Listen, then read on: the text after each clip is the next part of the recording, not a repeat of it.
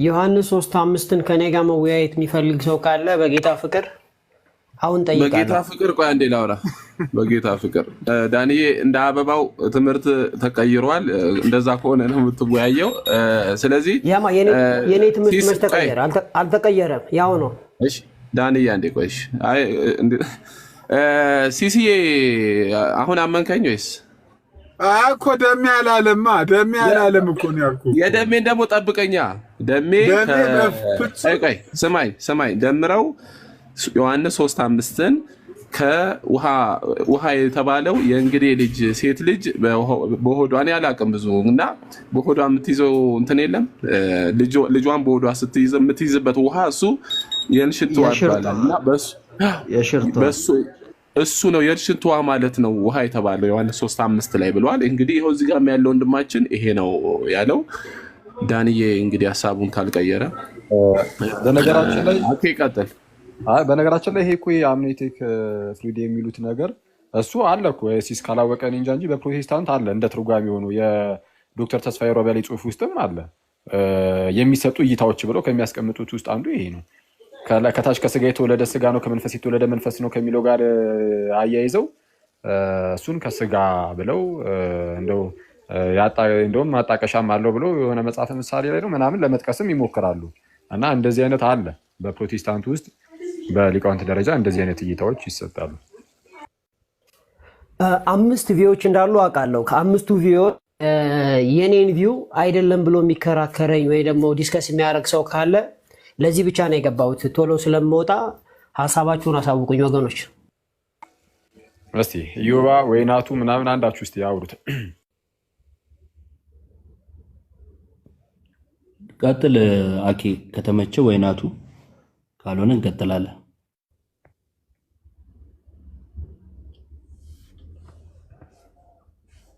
ሁላችንም በደንብ እንድንማማር አኬ ይቀጥላል።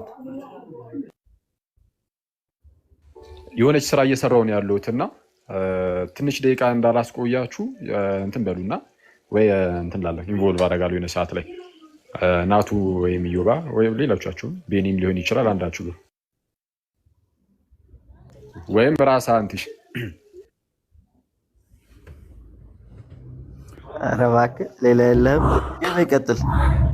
የምሬ ነው ክርስቶስ ምን ያንሳል ያማል እንዴት ናችሁ አኬዋ? ኧረ ምንም አይንስም ግን አይሆንም። እዮብ ይቀጥላል። ይሄው ናትሻል ይቀጥል ነው ናትሻል ይቀጥል። ኧረ መንገድ ላይ ነኝ እዮባ ወደዛ እየሄድኩ ነው። እሺ ቀጥል ዳኒ። እሺ አንድ ባክ ኤንድ ፎርዝ እናድርገው ወይስ በታይም እናድርገው? አይ ጥያቄና መልስ እናደርገዋለን። እሺ just once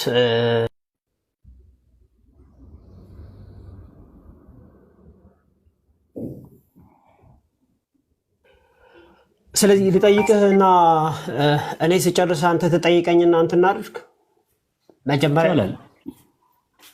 ኦኬ ቪዌን መጨረሻ እኔ የዮሐንስ ጥምቀት ነው ብዬ ነው ማምነው። እሺ በብዙ መልኩ ማየት ይቻላል። አክቹዋሊ 5 ቪው አለ ብያለሁ። 5 ቪው አለው። ኒቆዲሞስ የመጥምቁ ዮሐንስን ጥምቀት ተጠምቋል እንዴ? ካንተና ኒቆዲሞስ የሰማ ነው። ኒቆዲሞስ የመጥምቁ ዮሐንስን ጥምቀት ተጠምቋል እንዴ?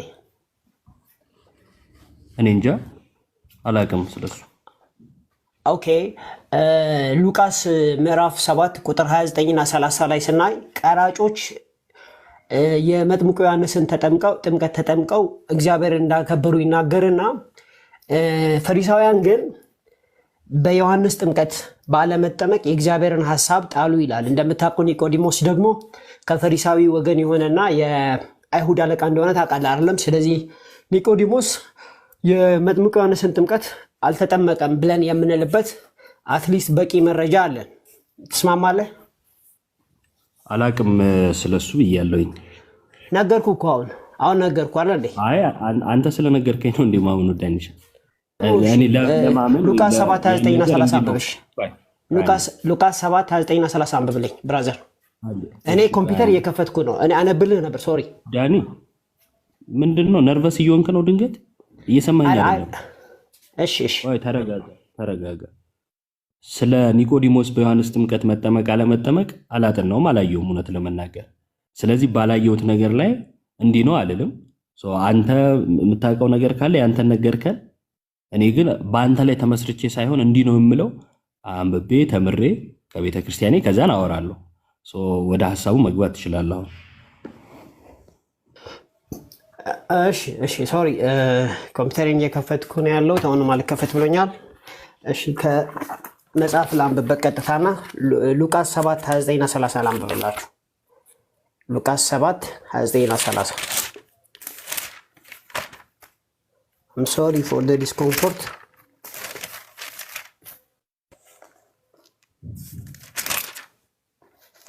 እሺ እንደዚህ ይላል 29-30 የሰሙትም ሕዝብ ሁሉ ቀራጮች እንኳን ሳይቀር በዮሐንስ ጥምቀት ተጠምቀው እግዚአብሔርን አጸደቁ። ፈሪሳውያንና ሕግ አዋቂዎች ግን በእርሱ ስላልተጠመቁ የእግዚአብሔርን ምክር ከራሳቸው ጣሉ ይላልና ስለዚህ ፈሪሳውያንና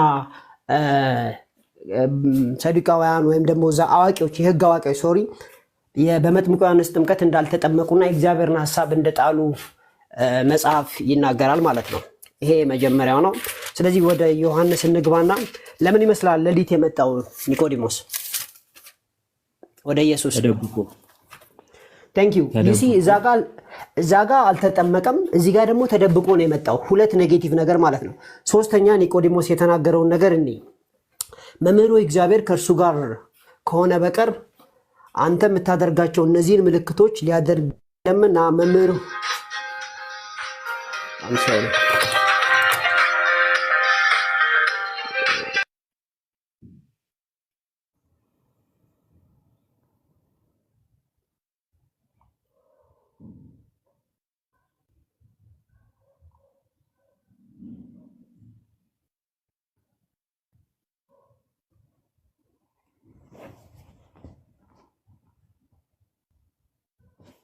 ዳኒ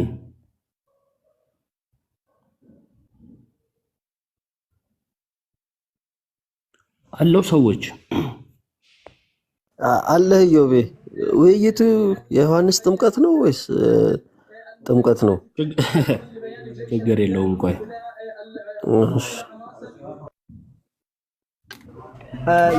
የዮሐንስ ጥምቀት መሆኑን እያሳየው ነው ያለው። ሶሪ የዮሐንስ ጥምቀት መሆኑን እያሳየው ነው። ስልክ ገብቶብኝ ነው ከታላቅ ይቅርታ ጋር ዮሐንስ ጥምቀት መሆኑን ዮሐንስ 3:5 ነው ዮሐንስ ጥምቀት የሆነው። መሆኑን እያሳየው ነው ያለው። ታም ሶሪ እሺ። ስለዚህ እንዲገባ ነው ሁላችንም። እሺ እሺ እንደዚህ ይላል፣ መምህር ሆይ እግዚአብሔር ከእርሱ ጋር ከሆነ በቀር አንተ የምታደርጋቸውን እነዚህን ምልክቶች ሊያደርግ የሚችል የለምና መምህር ሆነ ከእግዚአብሔር ዘንድ እንደመጣ እናውቃለን ሲለው ዝም ብለህ ከላይ ስታየው ወንድማችን ኒቆዲሞስ ያመነ ይመስላል። ነገር ግን ወረድ ብለህ ስታየው እንግዲህ እንዳላመነ ነው ማሳያ። 10 ቁጥር ላይ 10 ቁጥር ላይ እንደዚህ ይለዋል፣ ይህ እንዴት ሊሆን ይችላል ብሎ ሲጠይቀው ኢየሱስ መልሶ እንደዚህ ያለው አንተ የእስራኤል መምህር ስትሆን ይህ እንዴት አታውቅም ሲለው አንድ የምንረዳው ነገር ኒቆዲሞስ ከእውቀት የጎደለ መሆኑን እንረዳለን። ሁለተኛ እውነት እልሃለሁ የምናውቀውን እንናገራለን፣ ያየነውንም እንመሰክራለን፣ ምስክርነታችንም አትቀበሉም ሲለው ኦኬ ምስክርነትን የሚቀበል ሰው እንዳልሆነ እናያለን። ሶስተኛ ደግሞ ስለ ምድራዊ ነገር በነገርኳችሁ ጊዜ ካላመናችሁ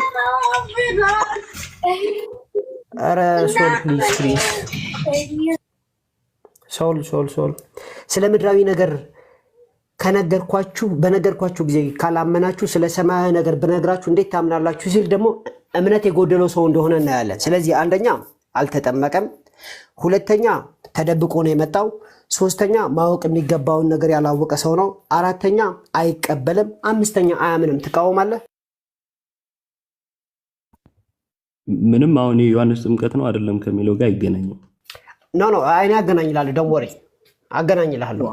አገናኝና ሐሳብን ንገረኛ ዳኒ። እሺ እነዚህን 5 ኳሊቲዎችን ስንነግርህ ኒቆዲሞስ ችግር እንዳለበት እንረዳለንና ከዛ ከጌታ ጋር ያደረገው ንግግር እናያለን። እሺ ኢየሱስ መልሶ እውነት እልሃለሁ ሰው ዳግመኛ ካልተወለደ በቀር የእግዚአብሔር መንግስት ሊያይ አይችልም አለው። ከዛ ኒቆዲሞስን መልሶ ምን አለው? ሰው ከሸመገለ በኋላ እንዴት ሊወለድ ይችላልና ሁለተኛ ማፀን ገብቶ ይወለድ ዘንድ ይችላልን ብሎ ሲጠይቀው ኢየሱስ መልሶ እንዲህ አለው፣ እውነት እውነት እልሃለሁ ሰው ከውሃና ከመንፈስ ካልተወለደ በቀር ወደ እግዚአብሔር መንግስት ሊገባ አይችልም እያለ ያናገረዋል። እዚህም ጋር ስናይ ምን እናያለን? ኢየሱስ ክርስቶስ ቀድሞ የተናገረው ለኒቆዲሞስ ዳግም ልትወለድ ይገባል ወይም ደግሞ እንደ አዲስ ልትወለድ ይገባል ብሎ ነው ያናገረው። ልለውጠው የምችለው ነገር አለ አይደለም የጠየቁ የሄዱት ወደ አጥማቂ ነው። ጠይቁት፣ አንተ ማን ነህ ሊሉት፣ ወደ አጥማቂ አንተ ኤልያስ ነህ ወይ አንተ መሲህ ነህ ሊሉት ነው። ሊጠመቁ አልነበረም፣ እንዳልተጠመቁ ተጽፏል። እሺ ሊጠመቁ አልሄዱም የሚለውን አሳየኝ። አልተጠመቁም የሚለውን ካገኘ አነሰ እንዴ? ሉቃስ ላይ ያለው እኮ እንደውም አልተቀበሉትም ነበር የሚለው አይደለ? ኧረ ታዲያ ያልተቀበሉት እኮ ስላልተጠመቁ እኮ ነው፣ ባለመጠመቅ እኮ ነው። ማቴዎስ ላይ ደግሞ እንደሄዱ ይናገራል። ማቴዎስ ላይ ደግሞ ወደ እርሱ እንደሄዱ ከፈሪሳውያንና ከሰዱቃውያን ብዙዎች ወደ ጥምቀቱ ሲመጡ ባየ ጊዜ ይላል። ይህ የመጡት ወደ ምንድን ነው አለ ዳኒ? ተጠምቋል የሚል ሙግት እየሰራ ነው። ወደ ጥምቀቱ እንደመጡ ይናገራል። ወደ ምን ነው ያልመጡ? መች ወጣኝ? አልተጠመቁም እንጂ እኮ አልመጡም አላልኩም። ጎበዝ፣ አልተጠመቁም የሚለውን ደግሞ በኋላ ታሳየኛለህ። ከሉቃስ አንፃር አይደለ የተናገርከው? ከዛ እኔ ደግሞ ቆይ እኔ ደግሞ ያው የእግዚአብሔርን ሐሳብ ጣሉ ያሉት ተጠምቀ ነው እንደ እግዚአብሔርን ሐሳብ የጣሉት ብራዘር፣ ተው እንጂ። እሺ ቆይ አዳምጠኝ አንዴ። ሉቃስ ላይ ያመጣኸው ሐሳብ ስላልተቀበሉት ፈሪሳውያን ሲሆን እኔ ደግሞ ከፈሪሳውያንና ከሰዱቃውያን ወገን ወደ ዮሐንስ ወደ ጥምቀቱ በመጡ ጊዜ ይላል እንዲህ አላቸው፣ እናንተ የእፉኝት ልጆች ከሚመጣው ቁጣ እንድትሸሹ ማን አመለከታችሁ? እንግዲህ ለንስሐ የሚገባን ፍሬ አድርጉ ይላቸዋል። እነኚህ ሰዎች ወደ ዮሐንስ የሄዱት ተቀበለው ነው ሳይቀበሉ? እንደተቀበሉ የሚያሳይ አንድም ቦታ የለም። ተቀብለው ፈሪሳውያን ተጠመቁ የሚል ካለ አሳየኝ። ከሚመጣው ቁጣ እየሸሹ ነው አይደለም? ይሄንን ቋንቋ ዮሐንስ ነው እንጂ የተናገረው፣ እነሱ ግን አዎ እንሽሽ ብለው የተጠመቁበትን ሁኔታ ካለ አሳየኝ። ከሚመጣው ቁጣ ትሸሹ ዘንድ ማን አመለከታችሁ ይላል እኮ። ይሄ የዮሐንስ ቃል ነው እንጂ እነሱ ግን ከሚመጣው ጥፋት እንሽሽ ብለው ተጠመቁ የሚል ጥቅስ ማምጣት አትችልም። ከሚመጣው ጥፋት ለመሸሽ ስለሄዱ አይደለም ከሚመጣው ቁጣ እንድትሸሹ ማን አመለከታችሁ ያላቸው ማለት ነው አይደለ? ቃል በቃል እናንብበው። አሁን ጥቅሱን ከፍተህ ኦኬ እናንብበው።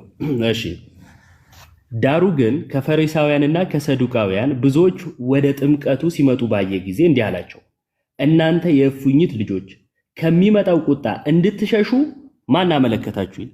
እነሱ ከቁጣው መሸሽ ሳይፈልጉ ሳያውቁ ወይም ከቁጣው መሸሽን ሳያስቡት ዮሐንስ ከቁጣው መሸሽ እንዴት አሰባችሁት እያላቸው ነው እኮ። አሁን ያነበብከው ፈሪሳውያኖች ተጠመቁ የሚልን ለመስራት ከሆነ ግልጽ አድርገህ ተጠመቁ የሚለውን አሳየኝ። የጠየቅኩህን መልስ። እነኚህ ሰዎች ተቀብለው ነው ወይ ወደ እርሱ የመጡት ብዬ ጠየቅኩ። አይ አይደለም አልክ። እንደዛ ከሆነ ከሚመጣው ቁጣ ወደዛ መሸሽን እንዴት አወቁ ብዬ ስለ አይ እሱን ያለው ዮሐንስ ነው እንጂ እነሱ አይደሉም አልክ። ታዲያ ዮሐንስ እነሱ ቆይ አንዴ ዮሐንስ እነሱ ከቁጣ መሸሽን ሳያስቡት እንደው እነሱ እንዳሰቡ አድርጎ ተናገረ ወይ? ይህን ጠየቅኩ፣ መልስ። አንደኛ እንድትሸሹ ማን አስተማራችሁ ሲል ስለመጠመቃቸው ስለመስማማታቸው አረፍተ ነገር መስራት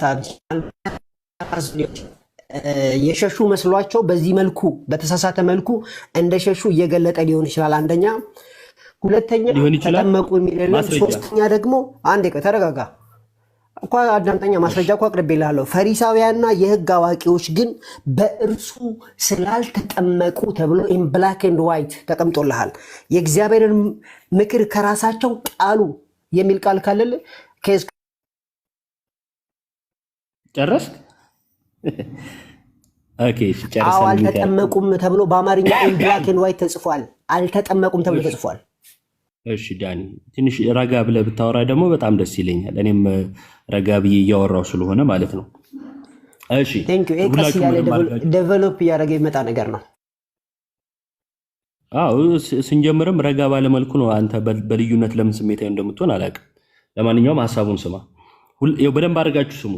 ዮሐንስ እነኚህ ሰዎች እነማ ፈሪሳውያንና ሰዱቃውያን ወደ ጥምቀቱ እንደመጡ አየ። ከዛ እንዲህ አላቸው፣ እናንተ የእፉኝት ልጆች ከሚመጣው ቁጣ እንድትሸሹ ማን አመለከታችኋል? ማን ያመለከታችሁ ከሚመጣው ቁጣ እንድትሸሹ ብሎ ሲላቸው ዮሐንስ አላወቀም። እነሱም ደግሞ ቁጣ እንደመጣ አልተናገሩም ወይም ያን አላሰቡትም። ዮሐንስ ግን እነሱ ያላሰቡትን ከቁጣ እንድትሸሹ ማን አመለከታችሁ ይላል ማለት ነው። ይሄንን የነሱን ሐሳብ ዮሐንስም አልገባውም፣ እነሱም አልገባቸውም። ሰው እነሱ አልተግባቡም። ዳኒ ግን ገብቶታል። ስለዚህ ዮሐንስ ራሱ ሳያቅ ነው ከሚመጣው ቁጣ እንድትሸሹ ማን አመለከታችሁ ያላቸው ማለት ነው በዳኒ ፍች። ዳኒ ለአንተ ትምህርት ዮሐንስን እንኳን ያልገባው ያልተረዳ አድርገ ስለሃል ማለት ነው። ይሄ ፈጽሞ ስህተት ነው። በአጭሩ ጥያቄው የነበረው ምንድነው? ኒቆዲሞስ በዮሐንስ ጥምቀት ተጠምቋል ወይስ አልተጠመቀም ነበር። አይ ኒቆዲሞስ ተጠመቀ አልተጠመቀ የሚለውን አላቅም ብዬ ከመለስኩ በኋላ ሉቃስ ላይ አይ ፈሪሳውያን አልተጠመቁም ተብሏል። አይ ፈሪሳውያን እኮ ወደ ጥምቀቱም ደግሞ ሄዱ የሚል ንባብ አለ። ፕላስ ደግሞ እንደተቀበሉት የሚያሳይም ሐሳብ አለ። እንደተቀበሉ ከዛን ከሚመጣው ቁጣ እንድትሸሹ ማን አመለከታችሁ ይላል። ስለዚህ ከቁጣው ለመሸሽ ሄደዋል ማለት ነው። ይሄም አለ። በአጠቃላይ ግን ለምትፈልገው ዓላማ መደምደሚያ ሰጥተ ኒቆዲሞስ ባልተባለበት ሁኔታ እንዲም ነው ባልተባለበት ሁኔታ መደምደሚያ ሰጥተ መቀመጥ እንደው ለክርክር ካልሆነ ትርጉም ያለው አይሆንም የሚለውን እንድትማርበት ያክል ይሄን ያነሳው ዋናው ሐሳብ ይሄ ነው። ብራድ አንዴ እዚህ ጋር ጥያቄ ጠይቀሃል፣ አረፍተ ነገር ሰርታል። አዳምጥ። እዚህ ጋር ተጻፈው ስለዚህ እነርሱ ሊጠመቁ ለወጡት አሕዛብ ሁሉ እንዲህ ይላቸው ነበረ፣ እናንተ የእፉኝት ልጆች ከሚመጣው ቁጣ እንድትሸሹ ማን አመለከታችሁ ይላል። እንግዲህ ያነበብክ ያለው ሉቃስ 3:7 ነው አለ። ማቴዎስ ወንጌል ምዕራፍ 3 ቁጥር 7። ኦኬ ማቴዎስ 3:7 ሶሪ። እሺ ማቴዎስ 3:7 ዳሩ ግን ከፈሪሳውያንና ከሰዱቃውያን ብዙዎች ወደ ጥምቀቱ ሲመጡ አየ። እንዲህም አላቸው፣ እናንተ የእፉኝት ልጆች ከሚመጣው ቁጣ እንድትሸሹ ማን አመለከታችሁ የሚል ቃል አለ እዚህ ጋር። ይሄ ቃል እንዳለ ሆነው አንደኛ እዚህ ጋር ተጠመቁ አይልም፣ ሁለተኛ ሉቃስ ላይ አልተጠመቁም ይላል። ስለዚህ ወንድምነት እንዴት ነው ነገሩ? አልተጠመቁም ያለው ይሻላል ወይስ ሲጠመቁ ሄደው እንደጠየቁት እናውቃለን? ጭራሽ ይሄ ሰው እንደውም የተደበቀ ሲጀመር ከተጠመቀ በግላጭ እንደተጠመቀ ታውቃለህ ብራዘር። ይሄ ሰው እንግዲህ ተጠምቋል ካልክ የምትል ከሆነ በግላጭ ነው የሚጠመቀው። ስለዚህ ተደብቆ ሌሊት መሄድስ ለምን አስፈለገው? ተደብቆ እኮ ሌሊት መሄድ ያስፈለገው አንደኛ በግላጭ ስላልተጠመቀ፣ ሁለተኛ ደግሞ ጥምቀቱንም በመሄድ ጊዜ ሰው እንዳያይበት ነው፣ ሰው እንዳያዩ ነው። ኦልሬዲ ሰው ባለበት ሁሉ ከተጠመቀ እኮ ተደብቆ መሄድም አያስፈልገውም ነበር። ስለዚህ ተደብቆ ሄደው ተጠምቆ ከሆነ ሚኒንግለስ ነው ማለት ነው። አውዱን ራሱ ያልጠበቀ አፈታት ነው ማለት ነው። ይሄ ሰው አንደኛ አልተጠመቀም ብያለው ሉቃስ 7:29፣ ሁለተኛ አንተ የጠቀስከው ቦታ ላይ ተጠመቀ አይልም፣ ሶስተኛ ተደብቆ ነው ሄደውና በእኔ ፍቺ ትቀጥላለህ ማለት ነው። በእኔ ፍቺ ትቀጥላለህ። ደስ ይላል። ምንድነው እሱ ማነው? ኒቆዲሞስ የሄደው ወደ ዮሐንስ ሳይሆን ተደብቆ የሄደው ወደ ኢየሱስ ነው። ተደብቆ መሄድ የሚያስፈልገው ወደ ኢየሱስ ስለሆነ ነው እንጂማ ወደ ዮሐንስ በግልጽ ሄደዋል እኮ በግልጽ ሄደዋል። ስለዚህ ተደብቆ መሄዱን እንደው አልተጠመቀም ለማለት መጠቀም ትክክል አይደለም። ሲጀመር ግን እኔ ምን ብዬ ነው የጀመርኩት? ተጠመቀ አልተጠመቀ የሚለውን አላቅም። ምክንያቱም እንደዚህ የሚል ንባብ የለም በልዩነት ለኒቆዲሞስ ማለት ነው። አንተ ላመጣው ሐሳብ ግን ፈሪሳውያን ሁሉ እንዳልተቀበሉ እንደው ለመጠመቅም ያልሄዱ አድርገ ተናግረ ስለነበረ አይ በዚህኛውም ሳይድ እንዲህ አለ። ስለዚህ ያኛውን ብቻ ዶክትሪን ለመገንባት ወይንም የሆነ አርጊውመንት ለመገንባት ብቻ አንዱን ሳይድ ይዘ ስትሄድ እንደዛ አይነት ፍቻ አትጠቀም፣ ለአንተ እንድትማርበት እንጂ ኒቆዲሞስ ተጠመቀ አልተጠመቀ የሚለውን አይደለም። ምክንያቱም እሱ የመጀመሪያው ጥያቄ ላይ በአጭር አረፍተ ነገር መልሻት ስላለፍኩኝ ማለት ነው። እነኚህ ሰዎች በደንብ አድርጋችሁ እንዳትገባ አውራ ችግር የለውም። ስትጨርስ አወራለሁ። እንደዛ ነው የሚሻለው። ምክንያቱም እኔ አንተ ስትጨርስ ነው የገባሁት፣ ጨረስኩ ስትል ማለት ነው። በየመሃሉ ጥልቅ እንዳትል። እነኚህ ሰዎች ከሚመጣው ጥፋት ለመሸሽ ወደሱ ሄዷል። ወደ ዮሐንስ እነማን ናቸው እነኚህ ሰዎች? ፈሪሳውያን። ሉቃስ ላይ ይሄው ፈሪሳውያን አልተቀበሉትም የሚለውን ብቻ ይዘ ስለሮጥ ካይ ፈሪሳውያንም ሆነው ሰዱቃውያንም ሆነው ወደ እርሱ ይሄዳሉ። እነዚህን ሰዎች ምን ብሎ ገልጿቸዋል? እንግዲህ ለንስሐ የሚገባን ፍሬ አድርጉ፣ በልባችሁ አብርሃም አባት አለን እንደምትሉ አይምሰላችሁ እላችኋለሁና ከነዚህ ድንጋዮች ለአብርሃም ልጆች ሊያስነሳለት እግዚአብሔር ይችላል። አሁንስ ምሳር በዛፎች ስር ተቀምጧል። እንግዲህ መልካም ፍሬ የሚያደርግ ዛፍ ሁሉ መልካም ፍሬ የማያደርግ ዛፍ ሁሉ ይቆረጣል፣ ወደ እሳትም ይጣላል። የማያደርግ እኔስ ለንስሐ በውሃ አጠምቃችኋለሁ ያለው እነማንን ነው? የሄዱትን ነው አይደለም? በዚህን ሰዓት እኮ ሁሉ ሰው ሄዶ በግላጭ ይሄዳል። ፈሪሳውያንን ባየህ ቁጥር ሁሉ እንደው አልተቀበሉም፣ አልተጠመቁም እያልክ ትምህርት አትገንባ። ስለ ኒቆዲሞስ ግን እንዲህ ተብሎ ኒቆዲሞስ እንዲህ ነው ተብሎ አልተጻፈም። እንዲህ ነው ማለት ከጥምቀት ጋር ተያይዞ ተጠመቀ አልተጠመቀ የሚለው አልተጻፈም አልኩ። ከዚህ ውጪ የምትለው ነገር አለ? በደንብ የምለው ነገር አለ። አንተ ያነበው ከሆነና አንብበው። ዳሩ ግን ከፈሪሳውያንና ከሰዱቃውያን ብዙዎች ወደ ጥምቀቱ ሲመጡ ባየ ጊዜ እንዲህ አላቸው፣ እናንተ የእፉኝት ልጆች ከሚመጣው ቁጣ እንድትሸሹ ማን አመለከታችሁ? እንግዲህ ለንስሐ የሚገባ ፍሬ አፍሩ፣ በልባችሁም አብርሃም አባት አለን እያለ ይቀጥላል። እዚህ ጋር ፈሪሳውያኖች እንደነበሩ ያሳያል። ፈሪሳውያኖች ተጠመቁ ወይ ስንል ግን እዚህ ጋር እንደተጠመቁ የሚያሳይ ነገር የለም። እዚሁ ሉቃስ 7 ላይ ግን ሊጠመቁ አይደለም ሊጠመቁ ነው የሚል አለ። ሊጠመቁ ነው የሚል የለም። እንዳውም እንዳልተጠመቁ ግን ፈሪሳውያንና ሕግ አዋቂዎች ግን በእርሱ ስላልተጠመቁ ሉቃስ ምዕራፍ 3 ቁጥር 7 ስለዚህ ከእርሱ ሊጠመቁ ለመጡት ሕዝብ እንዲህ ይላቸው ነበር፣ እናንተ የእፉኝት ልጆች ከሚመጣው ቁጣ እንድትሸሹ ማን አመለከታችሁ ይላል። ምን አለ? እሱን እኮ ነግረኸኝ አሁን ሪፍሌክት እያደረኩ ነው ያለሁት። ይኸው ሊጠመቁ ይኸው አሁን ነው ሊጠመቁ የሚል ንባብ ስጠኝ ስላልከኝ ይኸው ሊጠመቁ አሳየው። ስንት 3:7 እናነባለን፣ ችግር የለውም። ሉቃስ 3:7 ይኸው ፊት ለፊት አለ እኮ ስክሪኑ ላይ። አይ በጄጄ ነው የማነበው ብራዘር። ኦኬ ጥሩ ነው አንብበው። እሺ 3:7 ይሄን እኮ ቅድም አንብቤ ነበር። ስለዚህ ከእርሱ ሊጠመቁ ለወጡ ሕዝብ ነው የሚለው፣ ፈሪሳውያን አይልም ብራዘር፣ ሕዝብ ነው የሚለው። ማቴዎስ ላይ ደግሞ ፈሪሳውያንና ሰዱቃውያን አላቸው እኮ። ስለዚህ ካልተጠቀሰ አንተ ለምንድን ነው እንደተጠቀሰ የምታደርገው? ለሕዝቡ ነው ሕዝብ ያለውን ደግሞ ማቴዎስ በወገን ለይቶ አሳየ። አንድ ያስጨርሰኝ። ይሄ ሰው እያጠመቀ እያለ በተለያየ ጊዜ የሚናገራቸው ነገሮች አሉ። ስለዚህ ከእርሱ ሊጠመቁ ለወጡ ሕዝብ እንዲህ አላቸው፣ እናንተ የእፉኝት ልጆች ከሚመጣው ቁጣ እንድትሸሹ ማን አመለከታችሁ ይላል። ኦፍኮርስ ይላል። እዚህ ጋር ፖይንቱ ምንድነው? አልተጠመቁም የሚለው ምን እናድርገው? እኔ እኮ እሱን እኮ መልሼልህ ነበር ዳኒ። እሺ ቆይ አንዴ። አልመለስክም። አልተጠመቁም የሚለውን አልተጠመቁም ብለን ነው ማለት ያለብን። እሺ ጎበዝ። እዚህ ክፍል ላይ የተናገረው ሉቃስ 3 ላይ ያለው ከማቴዎስ ጋር ይጋጫል ወይንም ደግሞ በማቴዎስ ላይ ካለው ሕዝብ የተለየ ነው? እዚህ ጋር ሕዝብ ነው የሚለው አንድ ይመስላል ስታየው። ተጠመቁ አይልም። ስፔሲፊካሊ ፈሪሳውያኖች እንደተጠመቁ አይልም። እሺ አንድ ከመሰለ ሊጠመቁ ነው የሄዱት እነኚህ ሰዎች ስልህ ማስረጃ ጠይቀህ ነበረ። ስለዚህ ሰጠው። እነኚህ ሰዎች ሊጠመቁ ነው የሄዱት። ፕላስ ደግሞ ማቴዎስ የዘገበልን ሉቃስ ከዘገበልን ጋር አንድ ታሪክ ነው። ማቴዎስ ለይቶ ሰዱቃውያንና ፈሪሳውያን ብሎ ተናገረ። እዚህ ጋር ደግሞ ሕዝብ አላቸው። አዎ ሰዎቹ ሕዝብ ናቸው አይደል እንዴ? ሰዎች ናቸው። ስለዚህ ቀጥሎ ምን አላቸው? ቁጥር 7 ላይ ስለዚህ ከእርሱ ሊጠመቁ ለወጡት ሕዝብ እንዲህ ይላቸው ነበር ይላል። ሊጠመቁ ለወጡት ሕዝብ ነው እንዲህ አላቸው። ማቴዎስ ላይ ምን አለ? ዳሩ ግን ከፈሪሳውያንና ከሰዱቃውያን ብዙዎች ወደ እርሱ ወደ ጥምቀቱ ሲመጡ ባየ ጊዜ እንዲህ አላቸው። እሺ ማቴዎስ ላይ ምን አለ?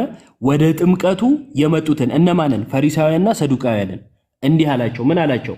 እናንተ የእፉኝት ልጆች ከሚመጣው ቁጣ እንድትሸሹ ማን አመለከታችሁ አላቸው። ምን ላይ? ማቴዎስ ላይ እነማንን? ፈሪሳውያንና ሰዱቃውያንን። ሉቃስ ላይ ምን አላቸው? ስለዚህ ከእርሱ ሊጠመቁ ለወጡት ሕዝብ እንዲህ አላቸው፣ እናንተ የእፉኝት ልጆች ከሚመጣው ቁጣ እንድትሸሹ ማን አመለከታችሁ አላቸው። ስለዚህ እነማን ናቸው? ፈሪሳውያንና ሰዱቃውያን ናቸው ማለት ነው። ስለዚህ የሉቃስ 7ን ይዘ ፈሪሳዊ እንዳለ በቃ አልተጠመቀም ለማለት መጀመሪያ የሰራትን አርጊውመንት በዚህ እናፈርሳትና መልስ መመለስ አለብኝ ብራዘር፣ መልስ መመለስ አለብኝ። ቅድም የጠቀስከውን ማቴዎስ ጋር እንሂድና እናንብበው። ሄደን እናንብበው።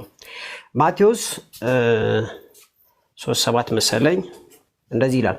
ዳሩ ግን ከፈሪሳውያንና ከሰዱቃውያን ብዙዎች ወደ ጥምቀቱ ሲመጡ ባየ ጊዜ እንዲህም አላቸው፣ እናንተ የእፉኝት ልጆች ከሚመጣው ቁጣ እንድትሸሹ ማን አመለከታችሁ ይላል።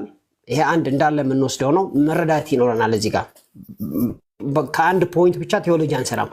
ወደ ሉቃስ ጋር እንሂድና ሉቃስ 3:7 ጋር እንሂድና ደግሞ ስለዚህ ከእርሱ ሊጠመቁ ለወጡት ሕዝብ እንዲህ ይላቸው ነበረ። አንዴ ሊጨርስ ብራዘር። አይ ትልቁ ላይ አድርገን በለጠ እንትን እያለኝ ነው፣ ቦታውን እየቀያየረ ነው።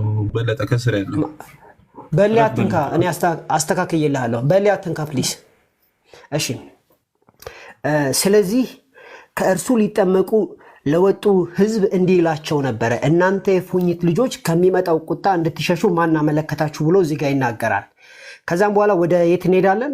ሉቃስ 7 ጋር እንሄዳለን። ምክንያቱም ቬሪ ኢምፖርታንት፣ ሁሉም በኮንቴክስት ነው መፈታት ያለበት።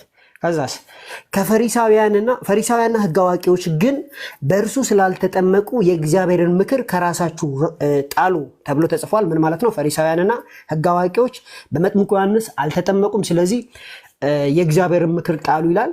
የመጨረሻ የምጠቅሰው ምንድነው?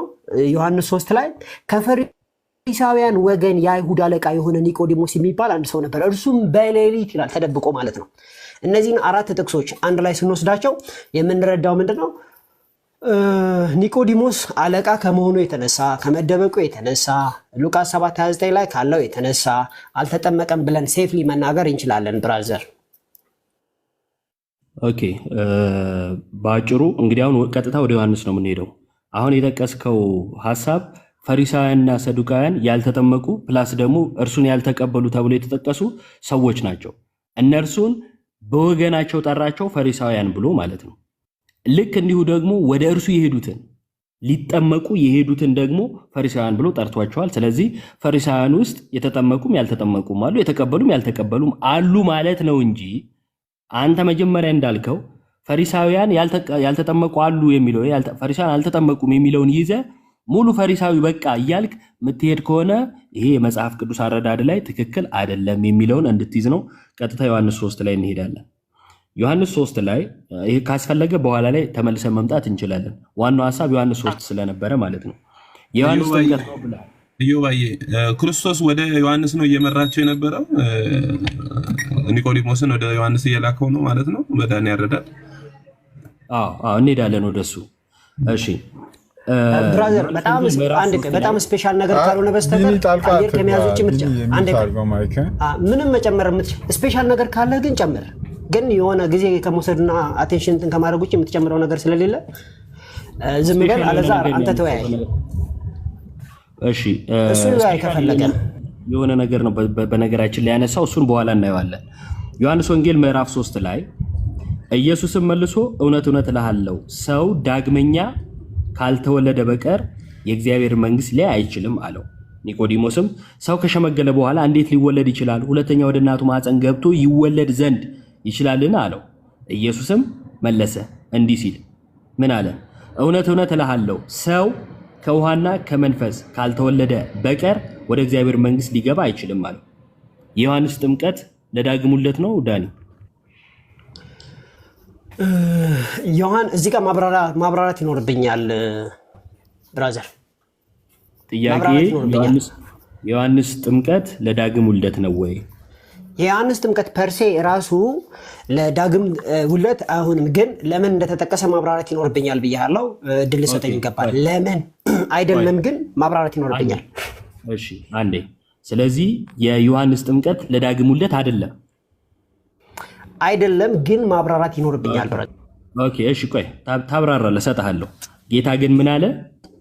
ሰው አለ ከውሃና ከመንፈስ ካልተወለደ በቀር አለ ወደ እግዚአብሔር መንግሥት ሊገባ አይችልም።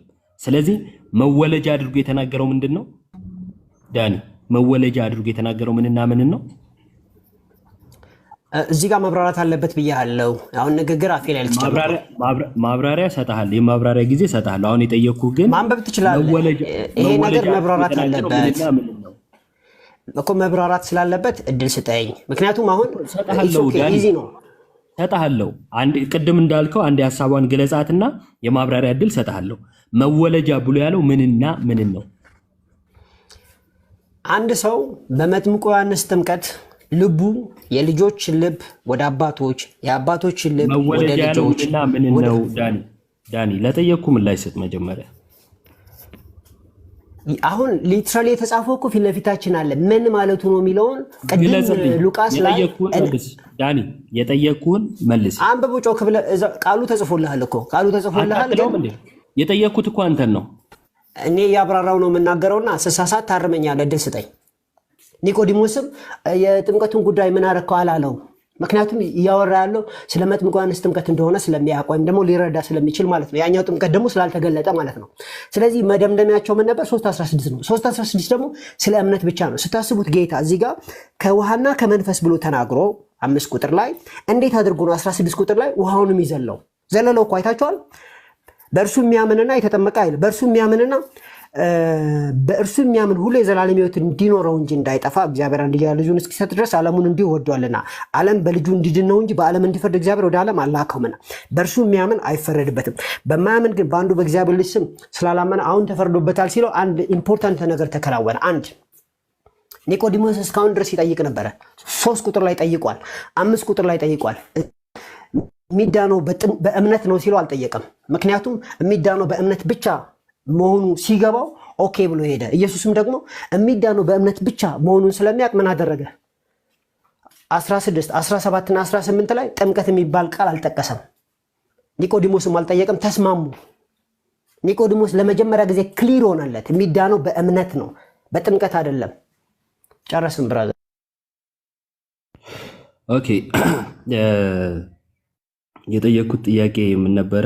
የጠየቁት ጥያቄ ዮሐንስ ወንጌል ምዕራፍ 3 ላይ ጌታ ኢየሱስ ክርስቶስ ምን አለ? ሰው ከውሃና ከመንፈስ ካልተወለደ በቀር ወደ እግዚአብሔር መንግሥት ሊገባ አይችልም አለ። ይቅርታ በጣም ወደ እግዚአብሔር መንግሥት ሊገባ አይችልም። ምን ያላደረገ? ዳግም ያልተወለደ። ዳግም የሚወለደው በምንድን ነው ወይም ከምንድን ነው ሲባል ከውሃና ከመንፈስ። ውሃ የሚለው ምንድን ነው አለ እንዳኒ? የዮሐንስ ጥምቀት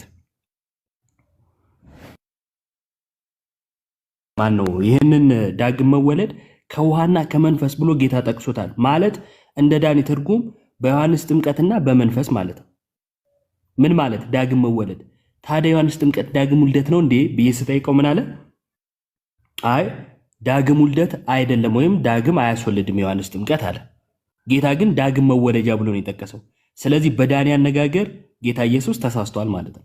ዳግም መወለጃ ያልሆነውን ነገር ለዳግም መወለጃ ጠቅሶታል ማለት ነው። አንደኛ። ሁለተኛ ምን ሲል ሰማ ነው?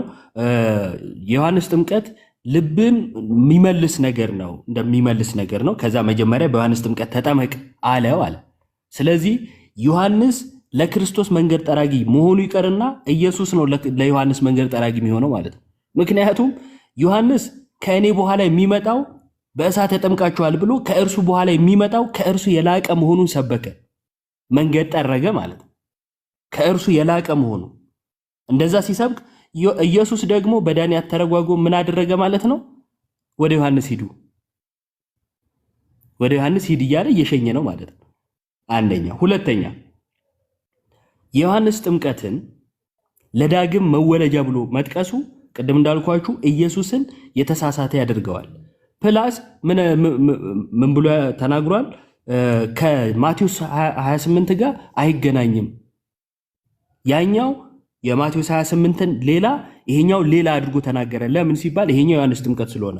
ስለዚህ የዮሐንስ ጥምቀት ለዳግም ውልደት ተብሎ የተጠቀሰው ፓርት ዮሐንስ ምዕራፍ 3 ቁጥር 5 ላይ ማለት ነው።